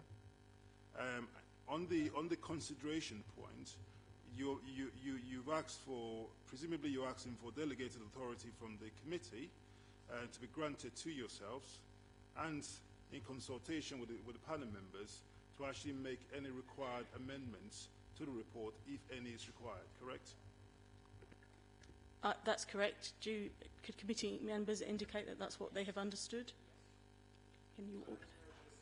And can I also add that, adding to that, Councillor Connor's quite a helpful contribution around seeking legal advice when and if we require it. And I think I also ought to add that it will be, it's not a given that necessarily material will be incorporated or in any way. It's about us having the opportunity to assess that. And just in terms of assisting with the record, and then in the event that any amendments are made, now those amendments will, again, authority is being granted to yourself in consultation with the panel members for those amendments to be published and to be put before the executive for a response, correct? That's how I understood it. Do the committee, is that what the committee's understood? Okay. Okay, well in that case, thank you very much. Thank you once again to the Deputation and to everyone who's come and is clearly very interested and committed to the issue. Thank you. We'll move on to the next agenda item.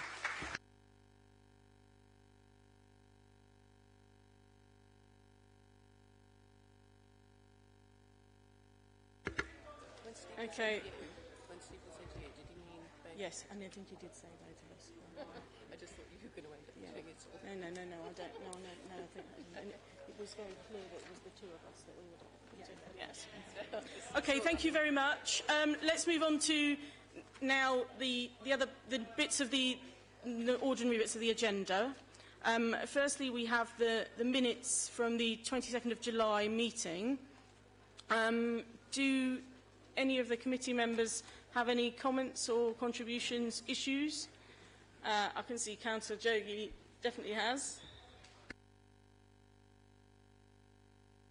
Chair, it was on page 18, and Erdl, forgive me for not having raised this with you before the meeting, but there was a reference to Councillor Brabazon reported that she would report back on the panel a proposal for capital expenditure on schools, including clarification on Fordsmere. And I was interested to know where we were on that and whether that had been sent through to the panel or for us to share. Sorry, maybe we should suspend for a minute. Right, we'll just pause for a couple of minutes.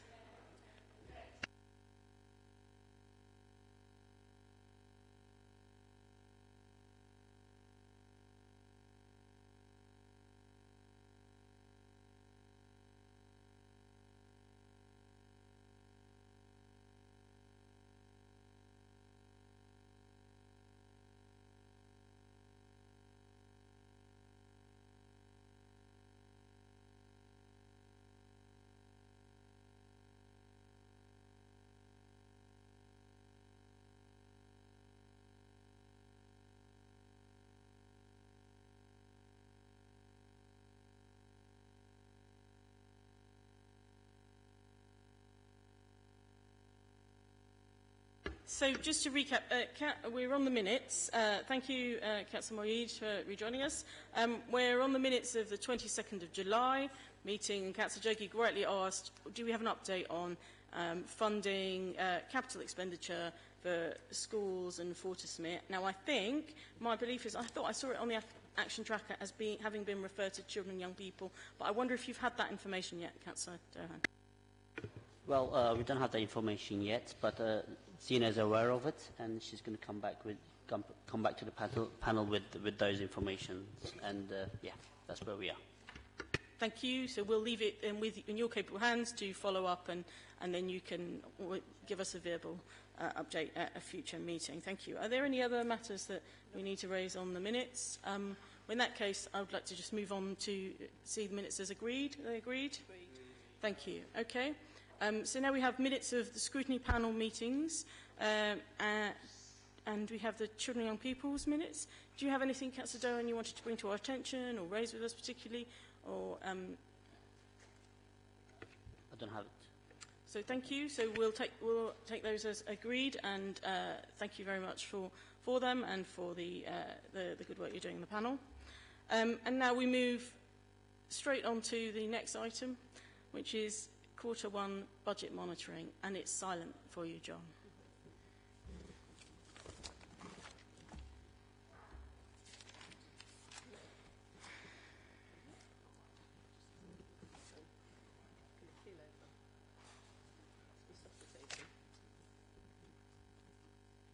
Good evening.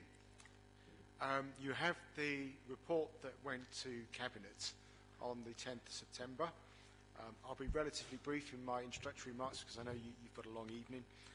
So it is the first report of the new year, the first report of the new financial year. It represents the positional report at the end of the first quarter, following a budget for 1920 which had the intention of really strengthening our budgetary position by addressing the single biggest areas where we thought that the budgets looked inadequate going forward, which were in adults and children's.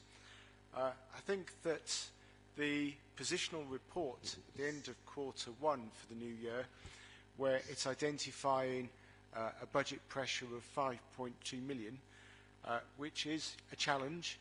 I'd very much rather that was nil, of course, but comparing it to the comparative position at the end of Q1 for the previous year, which was forecasting a £13.4 million pressure, shows that the budget strategy with the issues being addressed I described a moment ago has had an important and positive effect on where we now are.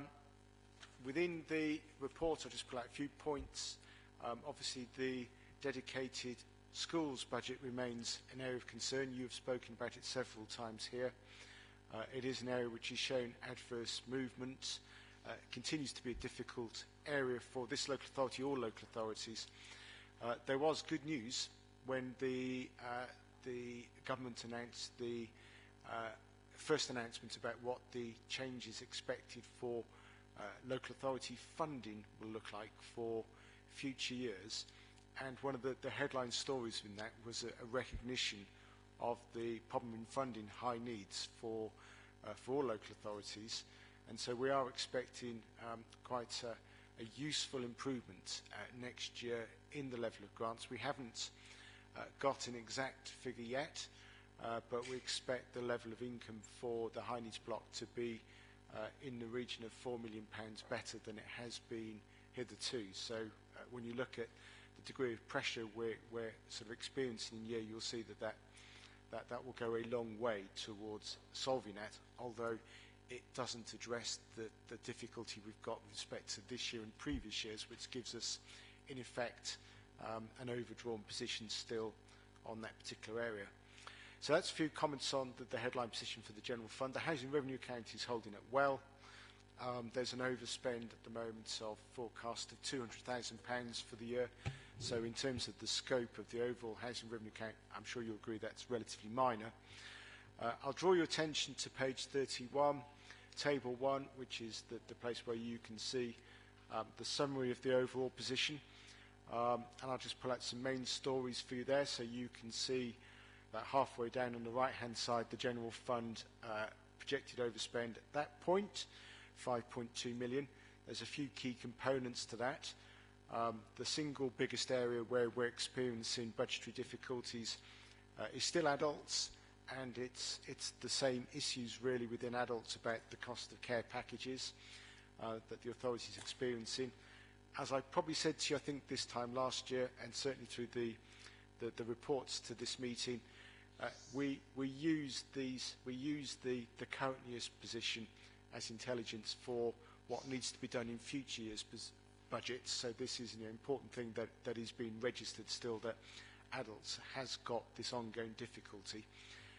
I think one always glosses over the things that aren't showing a problem, but I think it's quite significant to look at the children's and schools budget line, which is actually shown at this time a very it's shown an underspend of 200,000, which is virtually zero.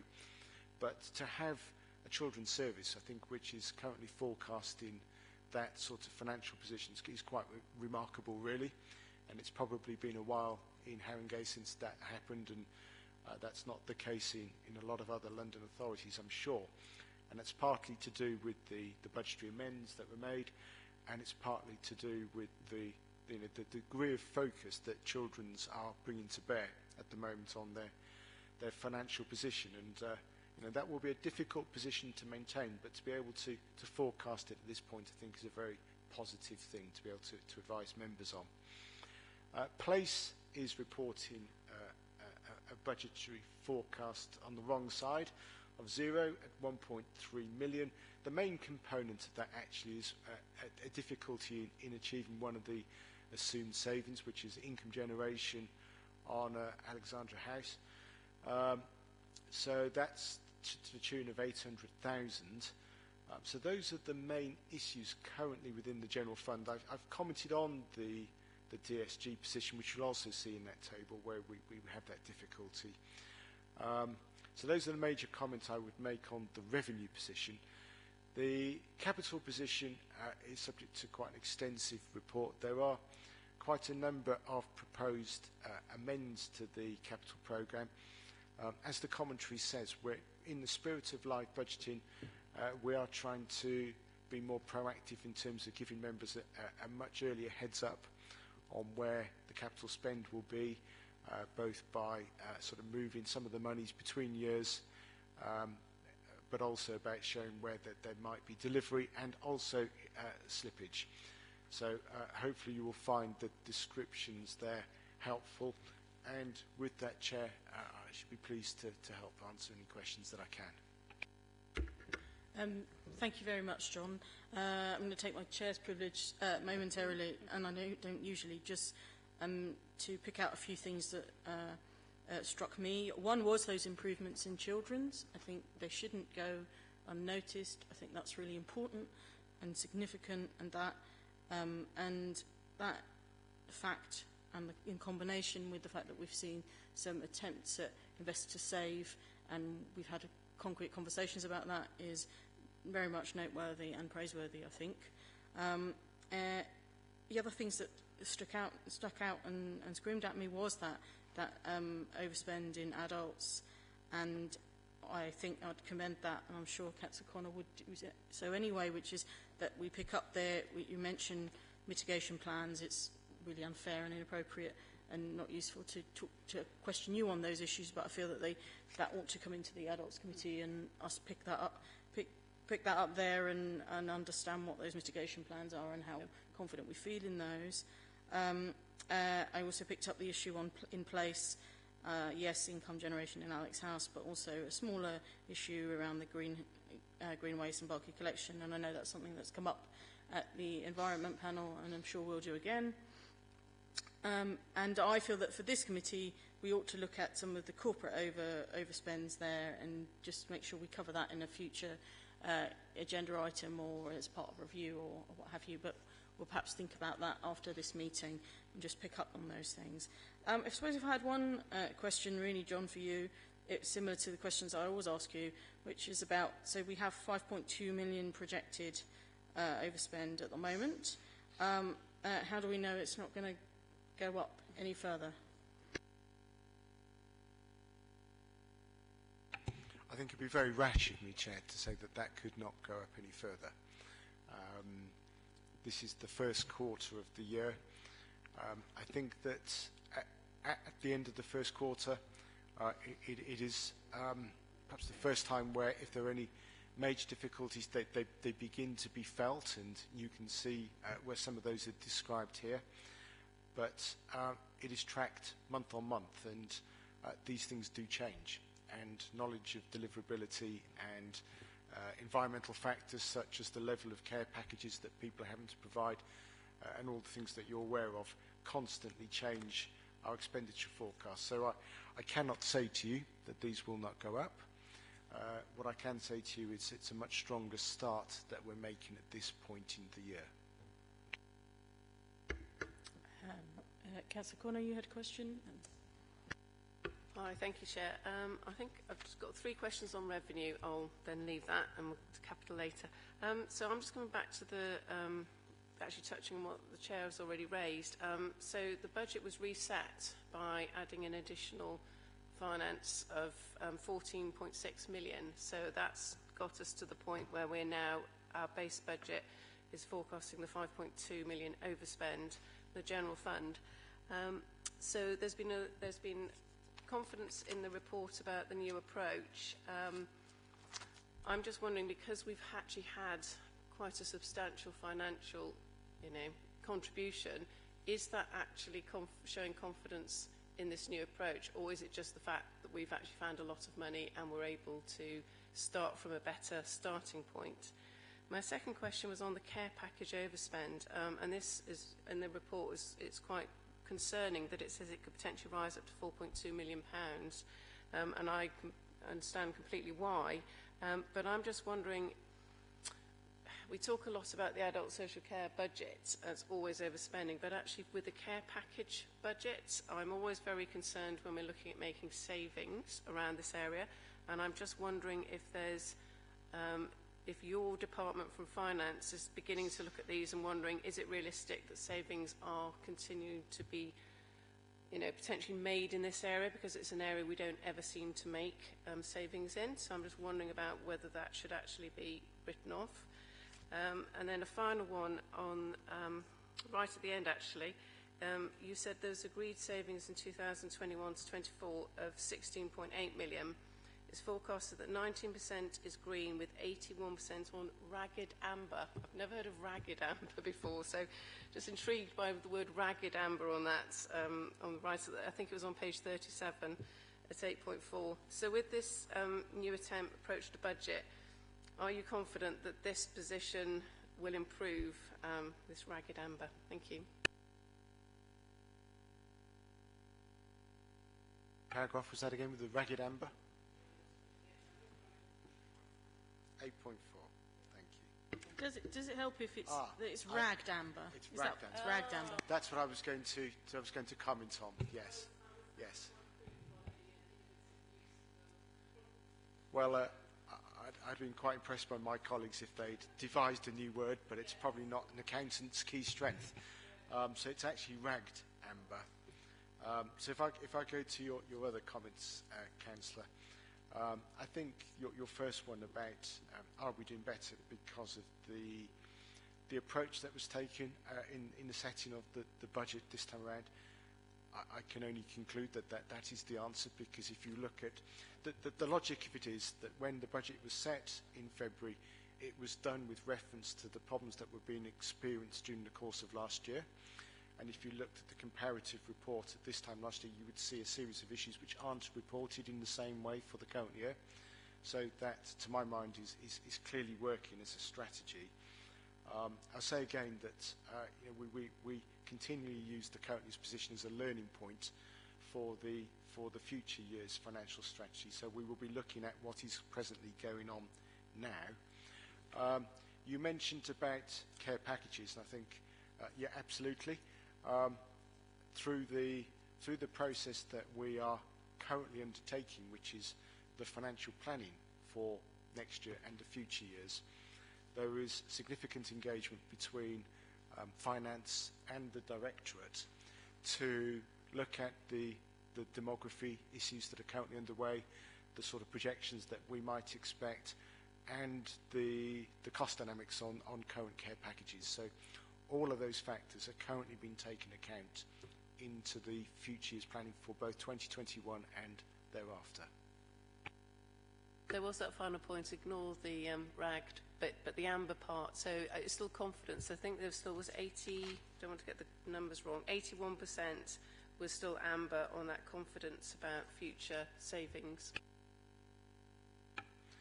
I think that is probably understandable at this point in the year because people are naturally looking to get a higher degree of progress under their belt before they feel more confident in moving that to green.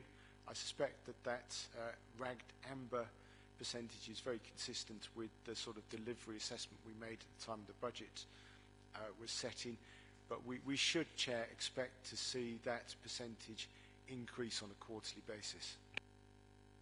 Thank you, Councillor Dohan, and then I think I'll need to wrap up this item.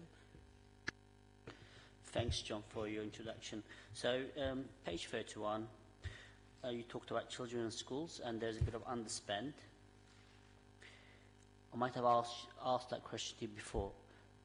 Does that mean that that underspend will stay within the portfolio? My question is that I don't want that money to move to another portfolio. Adults, for example. Chair, that's a good question because it isn't one that we've sort of basically had to contend with last year because of the expenditure pressures that we've been facing. The reality is that the budget is a corporate budget.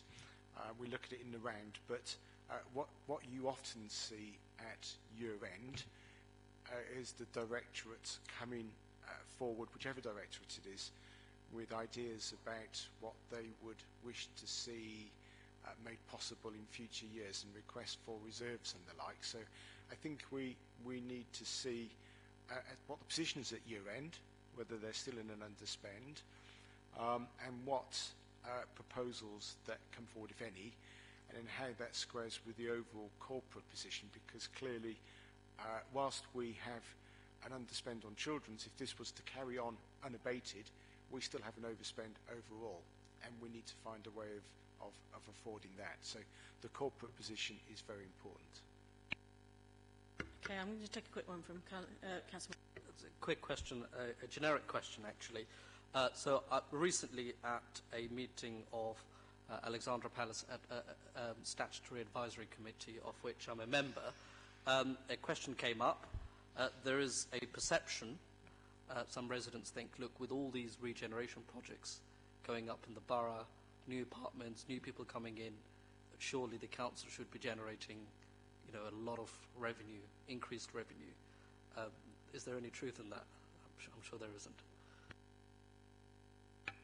Well, Chair, yes, in terms of does the authority get extra income when development happens on its patch? Absolutely. So we get to keep a share of any increase in business rates. And likewise, if there is domestic growth as well with the number of houses, we benefit from the increased income in council tax. Those estimates, those positive impacts are built year on year into our financial forecast. So part of our budgetary changes that you will see whenever you read your February reports, it is about the beneficial impact of that. So that is brought in. The reality is that is a positive and welcome effect to our budget, but it's not a game changer.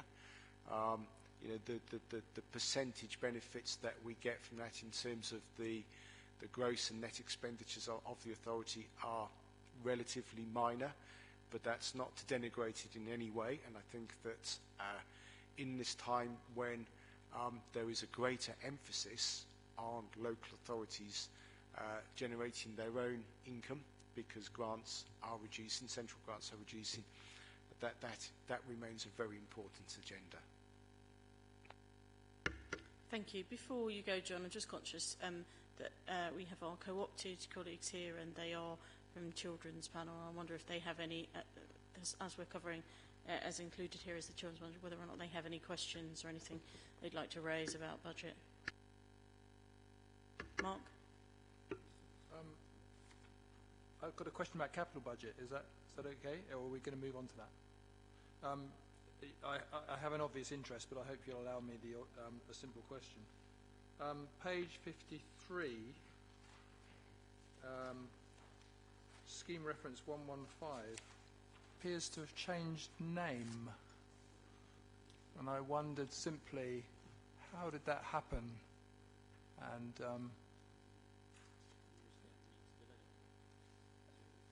who might have actually authorised that change?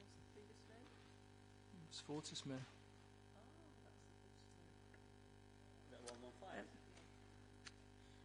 Mark, do you want to make a declaration of interest at this moment? Yeah, I mean, I have an obvious conflict of interest. I'm actually Chair of Governors at Fortismere. I just simply wanted to ask the question. That's quite fine. You've made your declaration of interest. That's helpful. Thank you. John, is it something you feel you can answer now? Chair, I'm grateful for that being pointed out. That is not deliberate. I think on the spreadsheet that generates this, that name has also been used as well, but it is absolutely about the Fortismere proposal as was originally put forward in the budget report that went in February. That has not been changed. It is the reporting of it here, and I will have that amended for the next version so it is clear and transparent. Thank you, John. We do need to move on, and that's useful clarification. I think we've discussed here before that matter ought to come up in the Children and Young People's panel around the scrutiny of budget, but I think it might be useful for a future meeting to have a conversation around that area anyhow. I think it's something we noticed as a committee. I know that a few committee members have some other questions about the capital budget, and John, are you very happy for us to send those to you and then you could answer them after this meeting, just that we don't have a lot of time now? Absolutely, and I'm sure you'll get better quality responses as a consequence, Chair. Oh, that's very good. Thank you, John. Moving on to performance.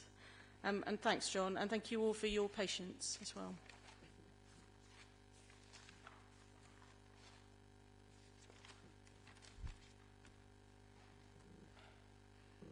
To introduce your report, please. Thank you, Chair. So this is the performance update on Q1 of the Borough Plan. As you will know, we have a new Borough Plan covering the period 2019 to 2023. As part of setting up the Borough Plan, we identified the key priorities, outcomes and indicators that we would use to measure performance.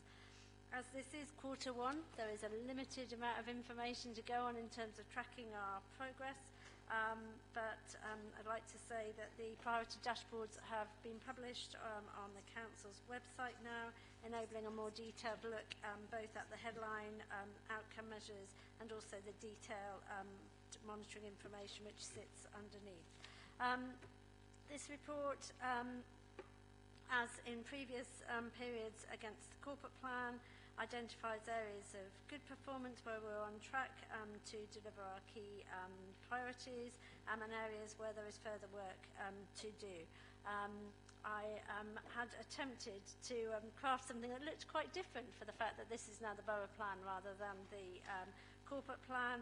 I'm not sure I've succeeded completely in that, and I'd be happy to take any comments on how we could maybe focus on a particular area through the Overview and Scrutiny Committee process, for example, which might get to some more in-depth questions and ability to delve into a bit more detail.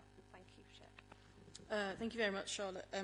I had a couple of things, and I was going to do the same. I was going to say to committee members, this is the first of this report in this of this nature, and it's useful for us to think, does it do what we want, or might we go away and consider that and think about that and feed back to you as well.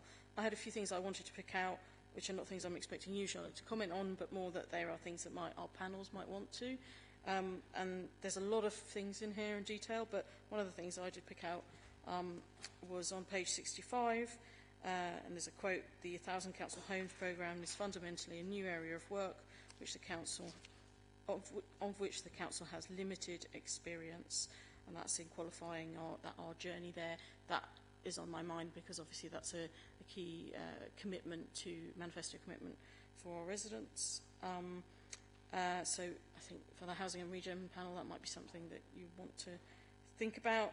And page 66, we had a comment around, I can't remember where it was, around residents feeling less safe. I'm sure that's no news to Councillor Javie on the relevant panel, but I think it's something that's important to bring forward, and it looks like Councillor Javie might have a question as well. And then there's something for this committee for a future occasion, which is on page 66, 67, around residents feeling they get or that we have a negative response around satisfaction relating to our interactions with residents, shall we say.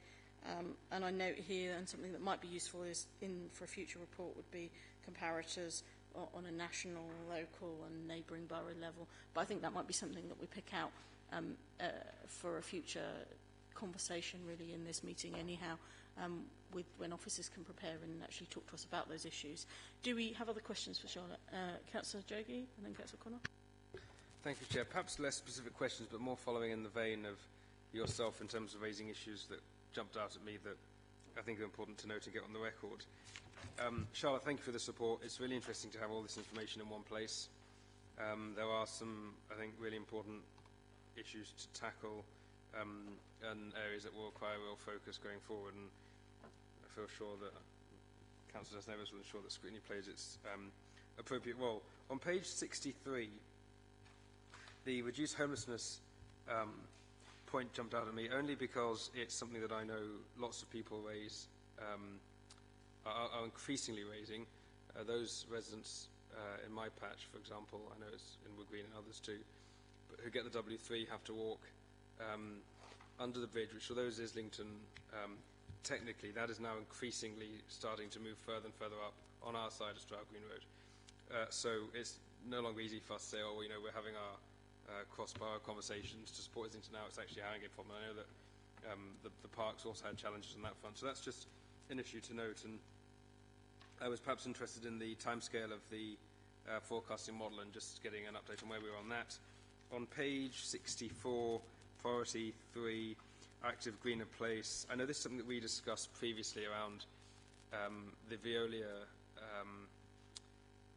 Veolia consultation and survey, also tapping into issues around park cleanliness, park safety and perceptions of crime. And I was a little bit confused about why Veolia were raising that and what we then did with the information that they picked up. But I suppose it would be really interesting for us to unpick this a bit, because I don't think that 80% figure necessarily matches with the emails in our inboxes as ward councillors. So I think we need to look at the number of people who respond to the consultation and also, because 80% sounds really good, but if that's 8% of 5 people who got asked and 4 said, yeah, well, actually that's not wholly representative of the borough. Priority 4, the bottom of page 64, Chan, I'm almost done, I promise. The issues around the London Living Wage. You tapped into this earlier on when speaking to Councillor Bull. But I just wanted to kind of reiterate that point, because I think that's something that we really need to look at. And then priority 5, just below it, around BAME staff members. I was just interested in terms of what the raw numbers were so much as the percentages, because I think that could give us a slightly better understanding of what the picture is. I do recall at a previous scrutiny meeting 20% was used rather than 1 in 5 or something similar, and language and how information can be presented can on occasion give a slightly different impression. And then on page 66, I was just interested in the priority 3 here again. Well, there's 2.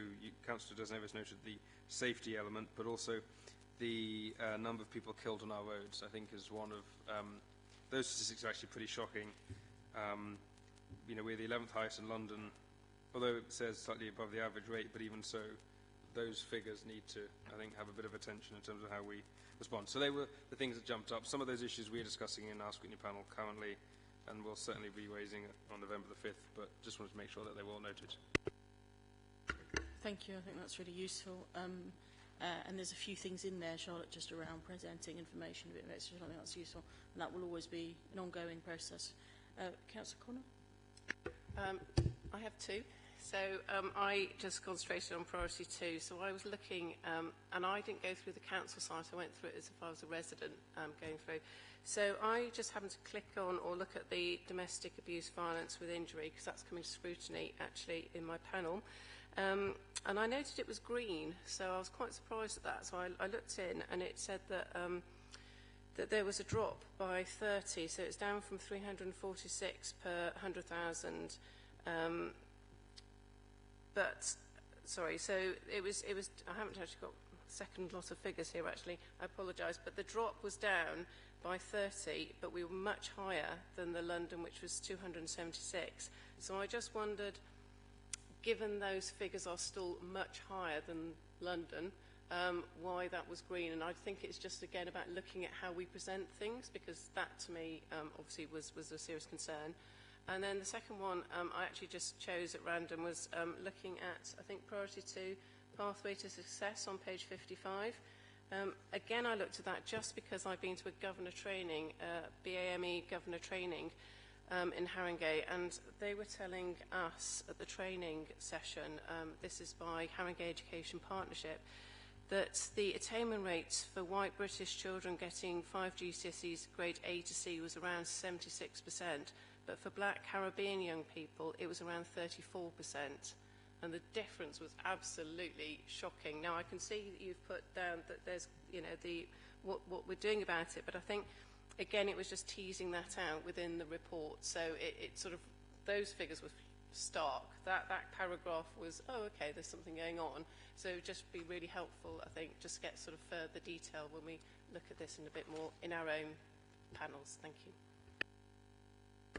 Thank you, Charlotte. And can we just note, as we're making the notes of these, I know Glenn's furiously typing, that we'll make sure that we come back to each of the panel chairs with ones that are relevant, so we don't lose that, so relevant for their panels. Charlotte? Thank you very much. And yeah, I think the process has been that these highlights are fed into the panel, so we just need to make sure that that happens and that there's a flow through from here. I think points made on presentation are really well made. I think the point on, you know, green, it generally says that's the direction of travel we're heading towards. It doesn't, you know, but it's not an absolute assessment of where we are. It's the direction that we're travelling in that's assessed in terms of the RAG rating. So we just need to be clearer that that is the case in the way that we present the information. I think in terms of the points raised around homelessness, I mean, it's interesting, Councillor Joga, we focused here on sort of temporary accommodation. You picked up the street homelessness and off-sleeping points, where I'm pleased to say that the semi-safe state hub is due to open next week. We've got additional funding from MHCLG over the winter to make sure that we do have safe places for people to stay over the winter. And we're doing a lot of work on that particular cohort, and we're doing a lot of work with Islington. So I really hope that it hasn't come across as that it's Islington's problem. It's very much our issue that we're working on together. Chair, I fully accept that and appreciate all the work being done. I don't want the wrong impression to be taken from the comments. It was more just to make the point from a Haringey perspective. Thank you. Do we have any other questions from committee members? Lucy?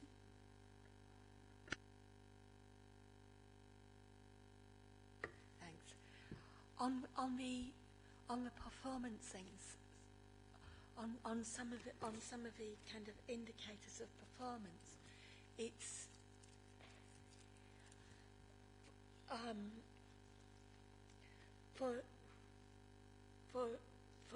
for example, referring to homelessness, the number of households in temporary accommodation continues to reduce, but it doesn't. And you know, this is presented as a kind of positive achievement. To be able to judge whether it's a positive achievement, it doesn't actually say how that reduction is being achieved. And I mean, that's one example. I think there are a few points like that in the report. I mean, I'd have a similar question about the kind of social work practice. Yes, I agree that ideally, kind of, there shouldn't be loads of repeat referrals or kind of, that sort of child protection plans, the cases should be resolved, and that children shouldn't be just on child protection plans for more than 2 years. But I'd also want to know that the that kind of the households that have been moved on from temporary accommodation have got a kind of positive outcome, kind of an improved situation, not just that their numbers have been reduced without knowing why. Thank you, and I think that's a really useful point, that often these indicators, if they're not taken in the full context of everything that's happened, and we understand the outcome. So just on that one, yeah, we're doing a lot of work around preventing homelessness, picking up homelessness earlier, thanks to the Reduction in Homelessness Act and the work, the extra funding we've had from MHCLG to do that. So there are some positive stories about preventing and avoiding homelessness in that figure of numbers in temporary accommodation coming down, as well as supply of long-term housing. So what I'm hearing there as well is when perhaps this information comes to panel, there's something about telling the story of the data and how we do that, and perhaps within panels it might look differently depending on whether or not it's a people-focused area or something else, but there's something about putting a bit of the story of what's taking place, start, middle and end with those, and I'm sure you can work that out in a way that will work for panels and for us, I think, here at the committee. I'm going to move on now, if that's okay. Thank you very much, Charlotte. And now we're moving on to Phobo.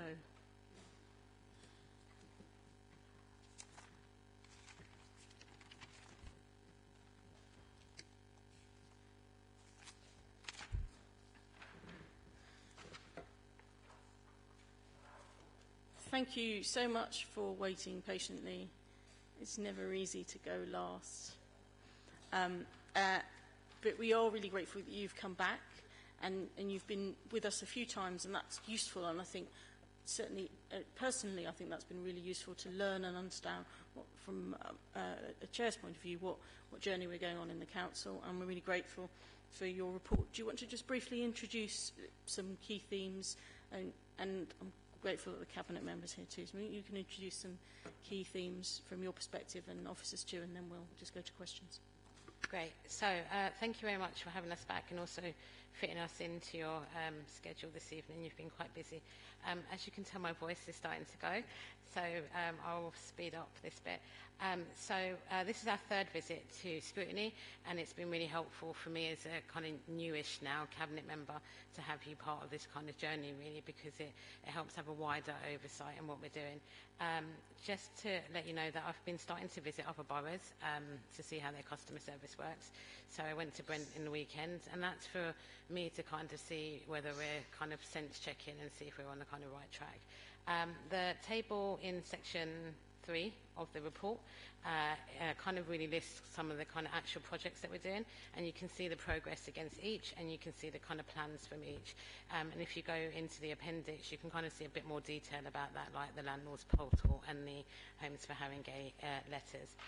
The table on what I understand is your page 71 kind of gives you a rough indication of where we're seeing an increase in people now moving to kind of online and app presence, and we're seeing a reduction of about 20,000 contacts in people-orientated interactions with us, so email, phone and face-to-face.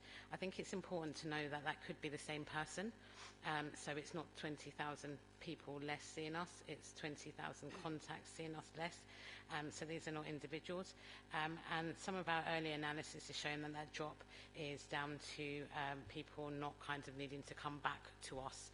They're getting the help the first time round online and using the app, so they're not having to keep chasing somebody. I guess for me, as the Cabinet member, and which is probably not in this report. For me, I guess I want to see the success measured in whether there's a proportionate rise in people coming to us who need help, like housing, and kind of really housing benefits or whatever they need real help with when they need to speak to someone because they're in a desperate situation, and where there's a kind of drop in general services like getting a parking permit. So I view these numbers with caution, because if we're also not seeing people who need help, then this isn't a success for me. So I guess in terms of kind of cabinet timeline, we in September saw a new IT programme for parking that was passed by cabinet, and that will be coming online in April. And last week we saw us agreeing a new contract with a new online portal which will replace the current My Account. The budget's on track, so we have achieved 94% of the whole budget, and we have a 6% delayed, but it will be achieved by the end of the programme, and this includes the £740,000 readjustment. In terms of the staff restructure, we've not needed to do any compulsory redundancies. We've had people who have applied for voluntary redundancies, and we've also had some vacancies, so we've not seen any compulsory redundancies. And lastly, in Appendix 3, the programme's on target in terms of its timing. It's a really, really beautiful chart, so I'm going to copy that for work one day. So you can kind of see all the bits and pieces we're doing, some in back office, front office, and the bits that are there as well. So I'll hand over to Andy if he's got anything else to add, and then we'll take questions. Thank you. Lead members actually covered the majority of the stuff here, really. So that's why I wanted to go first. So many of my notes are gone. So all I wanted to say, really, as lead member said, this is our third outing here. We're welcome to come back as many times. We have another year's worth of this programme to run.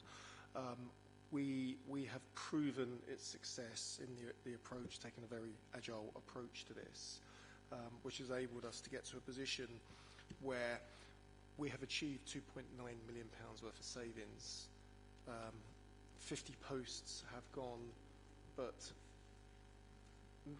no presence of trade union here tonight where they had been here is because we've had a really positive dialogue with them and worked collaboratively with them over the course of the last few months through a very busy consultation period and closure and seeing 24 voluntary redundancies through that, and as the lead member said, no compulsory redundancies. So we're now ending a first phase, and this report very much talks around the benefits, the successes, examples of what we've delivered, where we have got increased online contacts, and the lead member is right in saying that the reduction, we're seeing a big reduction in repeat contact because of our online channels, our automation, our e-forms. It's given them the answers they want, not having to call us on many occasions. We've conducted a sprint, which is part of the agile approach, in relation to building the next phase, and we are currently analysing that, the outcomes of that, and that's something that we'd be looking to bring back here next March, next April, to feed back on the success of that. I won't go on any further. I'm happy to take questions, but there's many examples in here of actually what is working really well. We've tried to be really honest in the report and talk about lessons learned through phase one as well, and some of that is about our communication. We have got some good stories we can tell about how we've been communicating with users, with residents, and some of those that would be potentially perceived as digitally excluded, and actually how they have found that journey when they've started to use that. So we could talk more about that if need be. Thank you, and in Scrutiny we really like learning, so thank you for that and for bringing that forward to us. I'm not going to ask my questions now, but I'm going to give you something to think about, run in the background while we're asking you some of the questions, which is when might be a really good time to come back and talk to us? When do you feel you'll have some things to say to us around how the project's evolving? So just for you to think about that, so when we end this section we can think what we're saying to you about when we come back. Okay, lots of questions, good. Councillor Johan. So, Sima, thank you very much for your report. You said that with the new online service, which has reduced number of contact rates. Yep. Yeah. Using online services. Yep. The current one. Okay. So what about, and you also talked about drop-in sessions for residents who are unable to use the online services. I think you mentioned that, didn't you? Yeah? Yep. Okay, brilliant. Okay, so my question is that, so how would we ensure that our residents who are not confident with using online services, so how are they going to, so do we have like a program in drop-in session where they can come to the front customer services? What is the mechanisms in place to cover that? Is it like a book an appointment? Is it drop-in sessions? If you can talk a bit more about how that program works. Thank you. So just maybe I wasn't clear. So we have a new, last week or this week, I can't even remember the date, it's last week at Cabinet, we approved the new IT portal that is going to be replacing the My Account. So, and that's not going to come online for a few months. I think we're starting that in November. So I wouldn't want you to think that this hike of people now using the online services come from because we've got a new IT system. That's not clear. That's not true. Although we are now going to see a next spike of people when we do have the online system. Where the kind of spike has come from, where the rises come from is in the report you would see in the appendix, I think it's appendix 1, you'll see these kind of new buttons that we've started to put on the website. So you will start to see that people can find their kind of pathway easier when they're looking for something, and we're seeing that as an improvement. The other thing that's helping really well is that people, when they're on the phone, we're able to ask them if what their issue is, like, you know, there's an automated machine, and then send them a text with a link where they can go straight to that kind of website. So when they see that actually this is what I've called for and I'm now on the website on my smartphone, they hang up and carry on what they wanted to do. In terms, I'm going to let the officers answer a bit about the kind of operations of how we're helping people who are coming in and not IT confident, and so I'll let them answer that. But when I went to Brent, and it's a conversation I've had with the director this morning, yesterday morning, when I went to Brent, what I really did like is that they had self-help desks, a bit like when you're going to Sainsbury's and then there's always a person there. So they're kind of taking people out of the queue, sitting them down, showing them the first few times of how to use it. I don't know if we are doing that, and if we are doing that, I'm getting a nod. Yes, I think we're doing that on iPads at the moment, so there is something there we can expand on. Yeah, just to give a bit more detail, stage 2 of the programme is going to include a complete review of the operating model within the libraries to pick up exactly the points you're saying. It's going to be less about getting people to sit down and wait to be seen, and to actually encourage people to self-serve and to assist them when they need it. So we've been carrying out some exercises over the last few weeks with some really positive outcomes. I won't give you all the details because you're going to get an update in your members' newsletter next Monday or the following Monday. But just to give an example, a number of the people that were encouraged to come along and actually have a go at doing it themselves, particularly we were looking at people who were elderly and sort of people that you might think are digitally excluded, people whose first language wasn't English, etc. Every one of them was a complete success. They were given the incentive that if it didn't work online, we'd put you at the front of the queue. So they were willing to give it a go. But they all had mobile phones, which was one of the things that we've been sort of saying all along, but we're seeing the evidence now that although they might not have the internet, they might not have PCs at home, they've actually got mobile phones, and all of the improvements we're making on the web are actually that they're responsive to mobile phones, so they look as good and they're as easy to use that way.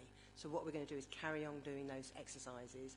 Primarily we want to see if we've done anything wrong, if any of it isn't as easy to use as we think it is. So far, everything has been very positive.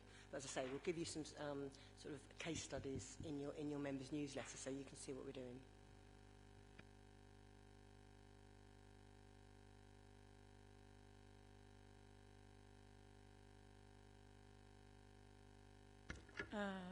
Councillor Moeed?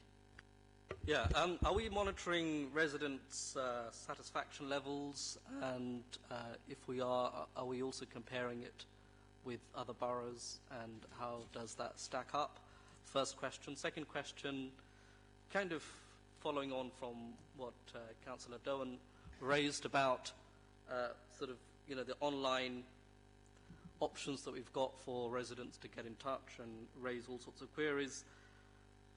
I guess my concern is that sometimes there is a rush to minimize the number of different options that might be available. I'll give you an example. Just a year or so ago, we suddenly stopped people being able to pay cash in their pay and display machines. So it's only if you've got a mobile phone, if you've got a credit card, that's the only way you can park in Haringey, in pay and display. So that excludes a lot of people who don't have mobile phones, people who don't have credit cards. That's just an example. So what we don't want to do is, have a situation. I mean, obviously, inevitably, more and more people will use online, but I think we should always have. I'm just slightly uneasy where we kind of don't have all of the options. So all I'm saying is that we should make sure that that all of the options are there, so that we don't exclude anybody. Okay, I'll pick up satisfaction and a little bit on that second question that you might want to pick up. So over the last couple of years, we've been capturing satisfaction levels in our face-to-face centres, and just to let you know how that's done, so you know that it's been done fairly, is that those residents coming in to our customer service centres, they're being seen, and we've used the library staff as they're exiting. So they don't know whether they've had a good visit, bad visit, indifferent visit. And we've been doing that on a weekly basis for the last couple of years now. And we have satisfaction levels in the mid to high 80s in terms of, yes, this was a good experience. What we've recognised is that's one traditional channel of contact. And actually, when we're looking at north of 1 million interactions with our residents, and only 140,000 of them are face-to-face and diminishing year on year, we've got to open up and understand satisfaction levels across our other channels. So this year we've applied that to our website. So you can go on any of the hundreds of pages on the website. You can go on now, and at the bottom of every page you'll see a 7 indicator satisfaction. It's called the Net Easy score, and we've started to apply that, and we've built that into our performance monitoring under your council, and we don't have a baseline this year because it's a new indicator, so we're starting to establish that baseline.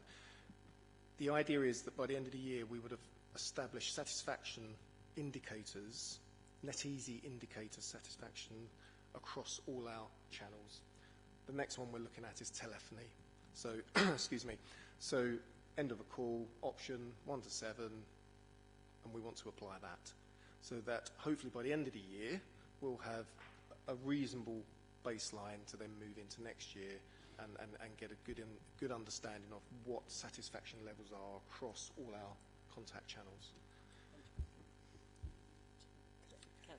Benchmarking, yes, you're right. Benchmarking. So the Net Easy score is something that's more used in the private industry. It's not necessarily been used in the public sector. So there isn't benchmarking on that. There's benchmarking on face-to-face visits, and we are broadly 80% plus is a good indicator for us. But it's becoming quite a dated indicator just for one diminishing interaction contact.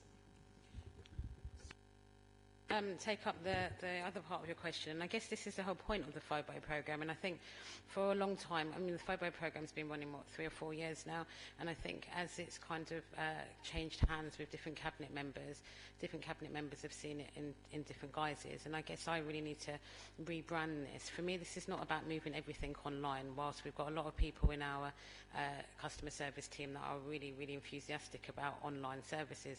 For me, this is about making sure that we don't have people in queues in Marcus Garvey Library that are just coming to pay for a parking permit when they could have done that online, and the reason they can't do that online is because our IT is rubbish. So it's about upgrading our IT, getting as many general services as possible onto online, so that those people who do need help, when I went to go and get my parking permit, not that I drive, but I had to get it for a builder.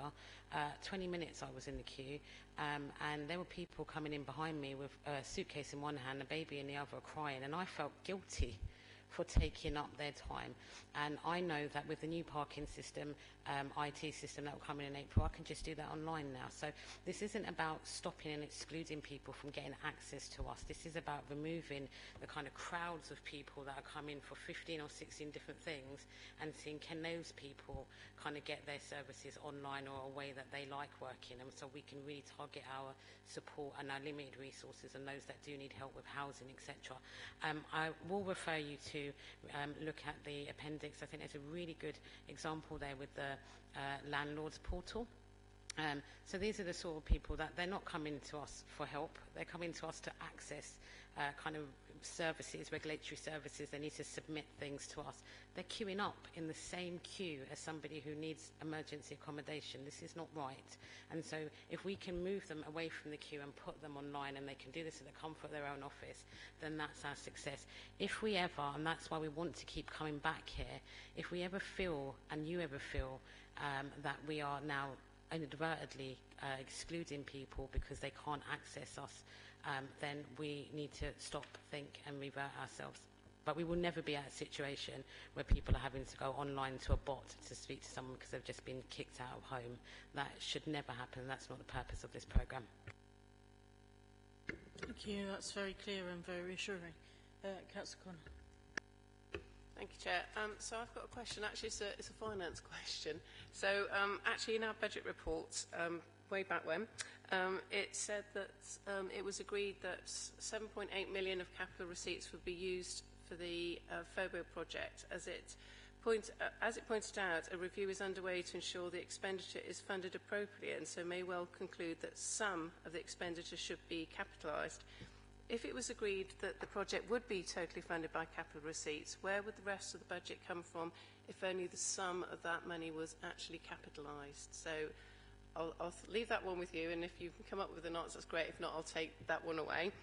On page 72 of your actual report, you mentioned the G-Clouds 2 framework. I looked into this just very briefly because, to be honest, I just thought out of interest.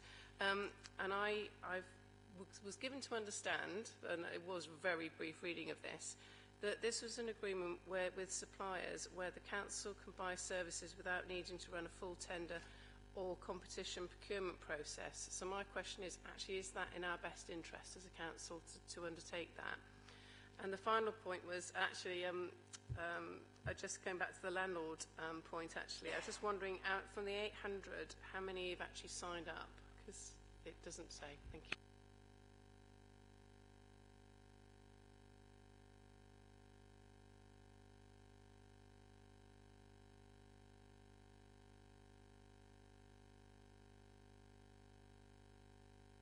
So my understanding is that what we're trying to do here, and the reason there's a lot of capital investment here, we're having to buy a lot of kinds of, the IT system, etc. So that's capitalised.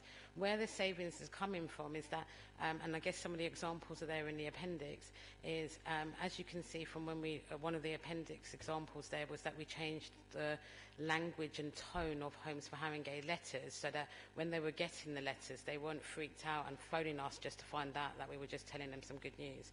But now we've been really clearer with them. They're not phoning us no more. Therefore, when we're seeing a reduction in calls, and therefore do we need as many people kind of working, which is where the kind of savings have come from that kind of staff reduction where we looked at with the 50 posts that was spoken about earlier. I'll leave the technical question about the OG and the landlord thing, which I think just launched in August, so I think there's a target there for December, but where we're at with that, I think the officers can answer.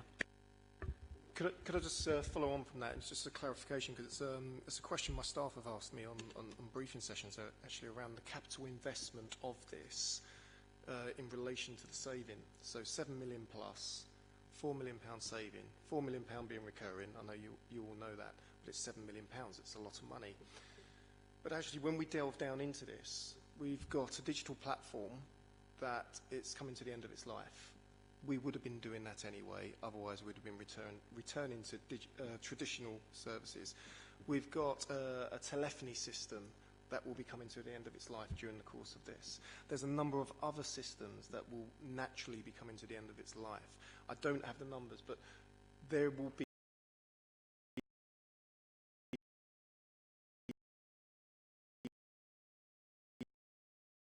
going backwards. Sorry, we're taking this in turns. It's like a show. Just to tell you as well that of the total budget that was given to FOBO for the actual programme, and the total budget originally was 8.4 million, we're currently projecting a spend of 5.4, so an underspend of 3 million. And this is a segue, and that was primarily because of the customer platform that we have actually decided to go with. Just on the G-Cloud framework, so we looked at a number of different procurement routes a number of months ago, decided to go with G-Cloud. It's a relatively newish kind of framework. It's increasingly popular in government. We see lots of other councils now using it. The benefits are it's a much quicker process, so we didn't have to go through a 10 to 15 month kind of OG process. We could do it relatively quickly. It has a much wider range of suppliers on there in terms of some other frameworks that we wanted to use. So we did some pre-market engagement. A number of suppliers were on the framework. They've already been kind of pre-vetted. So when they get onto the framework, they've already been through a certain level of quality and assurance. So that could make things easier. And effectively, all we were able to do was to go. It's like a catalogue system. You go onto the system, and then you can see all the kind of IT specifications that are there, so you can pick and choose relatively easily. Then the process of selection was just a series of clarification questions, getting the suppliers in to present to us as well. So the process actually worked really well, and I think we'd recommend it now for other procurements. Thank you, and I just realised, Chair's floor, that we have a new person who hasn't been before, and it would be good if you just introduce yourself, because I don't think I've ever met you, so it would be useful everyone knows who Thank you you, Chair. Yes, so I'm Kieran McQuaid. I work with Belinda on the programme, and I was given the opportunity to come this evening, so I thought I'd take it. Well, I hope it's fulfilled all your expectations. I have got some questions. Andy, did you want to say something on the last point before? No, just to be fair, the last part of the question was around the landlord portal, and we don't have the answer to how many of the 800 invites have actually taken that up. So we will get that for you.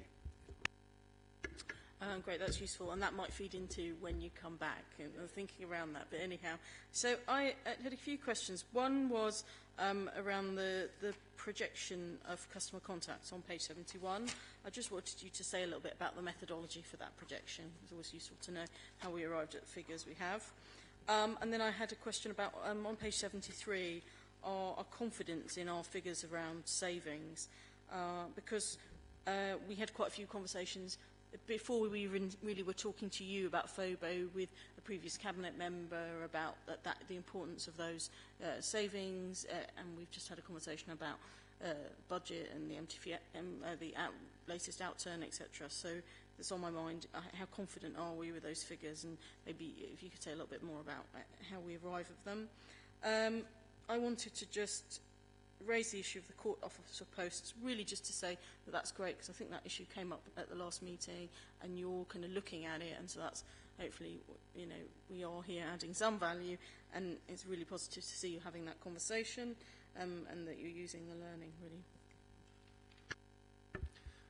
So I'll pick up the question around projection on customer contact. So we've got a lot of work behind this in terms of benefit analysis to match the savings targets, and that's what we've been using to ensure that what we've put into place has taken a hold so that actually we can make the savings. We haven't got in here, but we can provide that, actually what those projections show in terms of percentage step down in traditional contact. What I can say is we're not concerned about those first two columns growing. We want those first two columns to go around online My Account and online Contact Us. And a lot of things we're doing are driving towards that. We do need to see a reduction, and we want to see a reduction in the more traditional means for many of the reasons the lead member has said, in terms of we want to hold that for more vulnerable residents and business contact. On the methodology that you were asking around those figures, they're all system-generated figures. The 2018-19 are actual figures. So, we know how many people have gone online and actually filled in a form, made a payment, etc. The projections, they're accurate up to, like in my brains, August. And then what we've had to do is we had to extrapolate what was happening, what the trend was. So, obviously, we're keeping an eye on those in our benefit realisation sessions that we're having with each of the services. Currently, I think these will be even better than we've got here. We have been quite, as always, quite conservative with making promises. If I can go on to the savings figures, again, as of September, all the savings that we've predicted that we will make for the current in-year savings are on track. We are quite, again, very conservative. We always put a risk factor in. So we look at it and we think what could possibly go wrong. Are we high, high, medium, low sort of confidence level? But the figures that you've got on, what page is it? 73. Of the 2487, we're currently on track to deliver that completely in year. And there's a slight slippage which we have been reporting, but that's the total figure. So confidence level very high on that one. And court officers, as we said at the last committee, we've brought somebody in to do an independent review to look at the 2 court officers that are leaving. They are leaving because their voluntary redundancy was approved, so they will be leaving at the end of November. The work that's happened so far is a complete review of the current work that the court officers and the team leaders do, including going to court, observing the process. But there's been interviews, workshops, etc. And then looking at what a possible to-be process could be without the 2 court officers. All of this has been done with staff within revenues. Currently, there's nothing that has come up that cannot be covered when the 2 court officers leave. But in addition, some quick wins have also been realised as we've gone along. For example, when the summons letters go out, they go out telling customers you do not need to appear at court on the top, and on the bottom it says you must appear at court. And they don't have to appear at court. And the reality is a lot of people are turning up and they don't need to be there. And they get quite angry at the fact that they've come along and that they didn't need to go. So simple things like making sure the wording in the letters is really clear about when you should come along and when you don't need to come along, what they can do beforehand, etc., has already driven down the workload. But we've said we're going to meet with the trade unions at the end of this month, disclose everything we found, good, bad and ugly, as usual, and make sure that everybody is very confident. We have got some other things we can do if we think the workload might be too much. But we're also looking at the team leaders' current workload because they all work in very different ways, and we think we can help them work in a more standard way, which will reduce their team leader work and give them capacity to do the court officer work. But as I say, we're going to be reporting, we'll report all of this obviously to the senior managers, but also to the trade unions, just to make sure that all concerns have been addressed. Okay. Go ahead. Add to that, because one of the things you asked about was confidence in our budget. So I guess there's a few things here. The first thing is that these are not small transactions that are needing to make quite a big amount of money. These are actually quite big block things, so we know how much the salaries are, and we know if we had these many people that were no longer working with us, then how much that would generate. And again, with the IT systems, we know if we were to do this, this is how much the IT system will be cheaper, or if we now amalgamate some IT systems, do we need as many as we are? I think the other thing that we are doing now, and we're practicing this with my other portfolio, part of my portfolio, is we're seeing if we can implement some of these systems in other departments. So, for example, there's a lot of people that use the app and online and Twitter to kind of report things like broken lamp posts and stuff. So is it got the same kind of response as Veolia with a 24-hour? No. And so they're based on that. How can we put in proper systems in there so that we can get a proper response, so that people are not emailing us, phoning us, or reporting to us 5 times that a lamppost has not been fixed over 3 months, when actually we could have got the problem solved the first time. I do want to say one more thing on this. If the budget...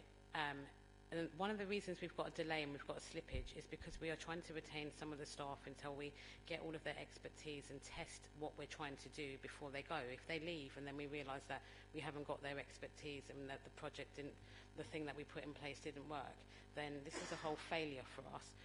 So we're keeping them, and that's where the slippage is. If the team ever came back to me as a lead member and said, we're not going to meet this target by 300,000 because we want to make sure we get this IT system or this new system right for the public, then we have to have that honest conversation. What's not going to happen is, well, you have to meet, and I don't care if no one answers the phones and no one can get help. There has to be that kind of balance that ultimately the number one priority is here is that we're giving a customer service to the residents of this borough. Fair enough. That makes a lot of sense, I think. Andy, was this maybe early 2020 feel like the right time to come back? God, that feels weird saying that year. Sorry, that's thrown me just saying that year, but that's what it would be. Does that feel like that would be the right time to come back and you'd have that data that Councillor Connor's asked about? And Yes. Around the March time, I think. When it's a bit warmer. Yeah, when it's a bit warm. What would be really good is to capture everything you've asked for, but actually also be able to come with a view on actually stage 2. So this report has enabled us to show you pretty much the end of stage 1, and when we get to about March, we'll have a good view. If we come any earlier than that, we're pretty much starting to write a report within the next month or so, and it wouldn't look vastly different to what we have here.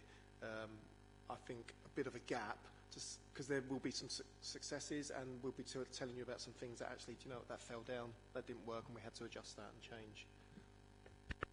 So then how about, because we talked about some data being ready in December, how about we have some of that, we get that in January maybe, and maybe a little bit on, because we don't need to, not everything has to take place quite in this meeting, we can receive information and it's useful, it keeps us kind of knowing, remembering what we were talking about before. So maybe January time we could have some of that data a little bit more, and see how the projections are going, how the budget's going, and then maybe we say, come back March time, say.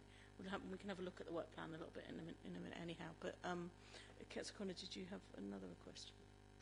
No, it was only if I think we noted there was something we could always ask to come out on another visit and on site, because I think that's sometimes easier rather than us all just sitting here. So if anything comes up that we note we think is urgent. Thank you. Okay, well thank you very much, that's very useful, and we look forward to seeing you early in 2020. Oh, I'm sorry, apologies. Apologies, Yvonne, I missed you. Apologies. Your mic on, Yvonne. What you're telling us is wonderful, but it's not as wonderful as you think it is, because I've got 4 or 5 residents. They have no reading ability at all, and they went to Marcus, well, 2 of them went to Marcus Garvey to get their car permit, and the ladies in there that they saw wouldn't allow them to do it. They said, no, you go and get on a computer and you do it on a computer. Well, if they don't read or write, then how are they going to go on a computer? And they, and they thought, well, maybe we'll get a different lady. Went down 2 days later, the same thing happened. They wouldn't entertain them at all. So, and it doesn't only stop there, it also stops with the blue badges as well. When you want to renew a blue badge, I've tried for the last two months to renew mine, and I've had no success whatsoever. It's been to-ing and fro-ing, phone call. What do we have? What do we have to do to make somebody either listen to us or support those residents that don't have reading ability? Even though they told the receptionist there, she said, no, you can't do it. She kept passing them a paper and said, you know, you go online, but they can't read or write, so what did we do?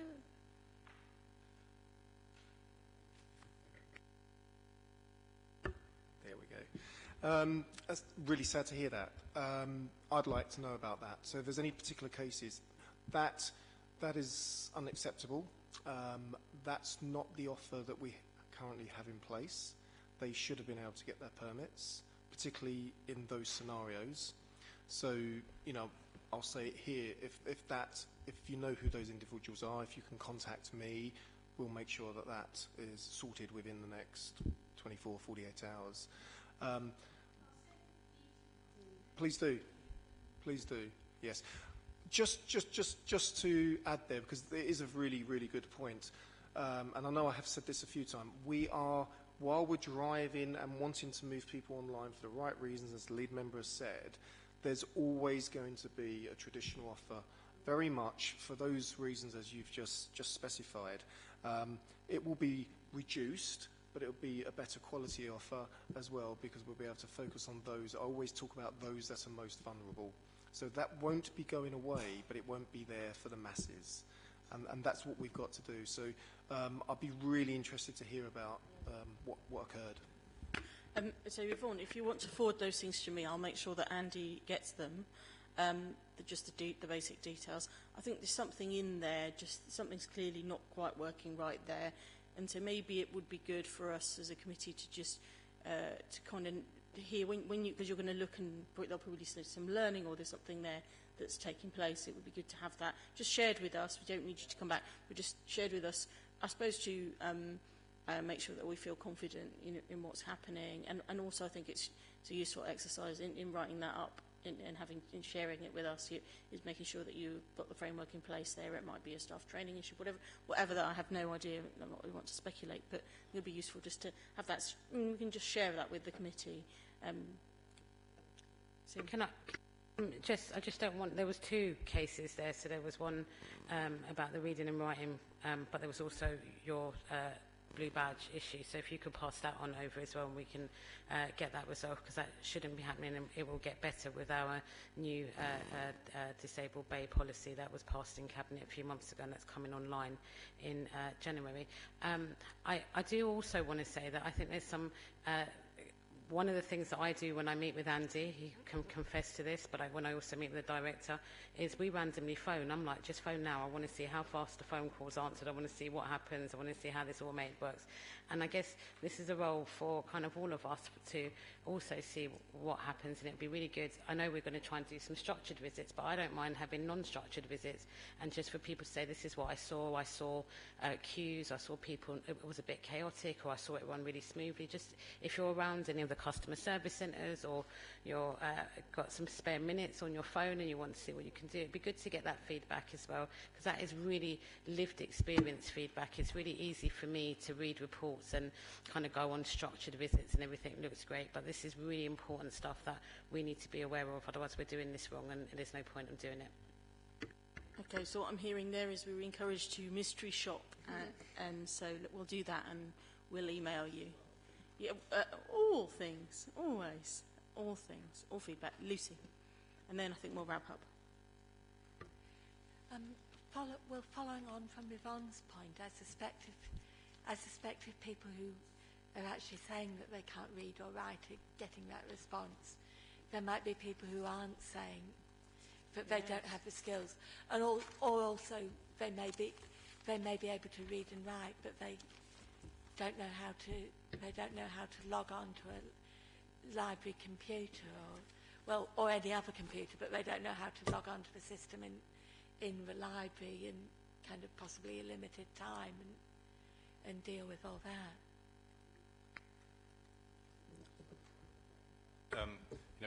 We've said we'll come back, but that's going to be a core focus of stage 2. We want to look at, obviously we're looking at all the online stuff we're doing online, but getting model writing in our customer service centres, making sure that staff know how to interact, to support, and then recognise where individuals need different types of support, or maybe they can't go online. This is not something that can be dealt with online. It needs to be dealt with by face-to-face. That's a big focus for us in stage 2. Yeah.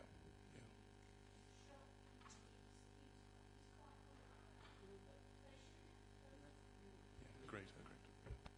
Thank you very much. Thank you for coming, and we'll look forward to some bits and pieces between them and then seeing you again. So thank you. And now we're on to the work plan. Rob? Thank you.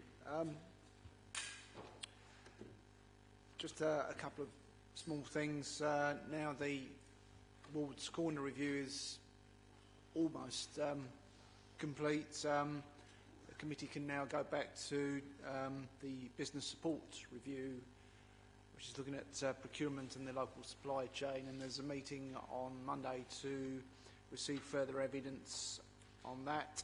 We've got HARINGEY Business Alliance coming along, and Barry Phelps, who's the head of procurement. We're also in the process of seeing if we can arrange a visit to some local small businesses who have had dealings with the council. One other thing, I found the Federation of Small Businesses did some specific research on local procurement by local authorities a few years ago, and I'm trying to see at the moment if they're able to send someone along to speak to you. I think that the research came out about 5-6 years ago, so it's a little bit out of date, but there's some really useful stuff like a checklist for local authorities and the sort of things they should be doing, and also it mentions the additional contribution that procuring from local businesses as opposed to larger companies brings to the local economy, so some useful stuff in there. In terms of the next meeting of the committee, it's as laid out in the work plan with the addition of an item on consultation and engagement. And I think I'll leave it at that. If anybody's got any questions? Thanks. I don't know if there are any questions or comments on that. Thank you, Rob. So we've got the 25th of November, then we have the 14th of January 2020, quite alarmingly. And then we have the 23rd of January. Of course, we have those two because they're budget. It's the Councillor Connor special. And then the 12th of March. Thank you all very much. I don't know if you have any other matters to raise. No? Okay, thank you all very much. See you all next month.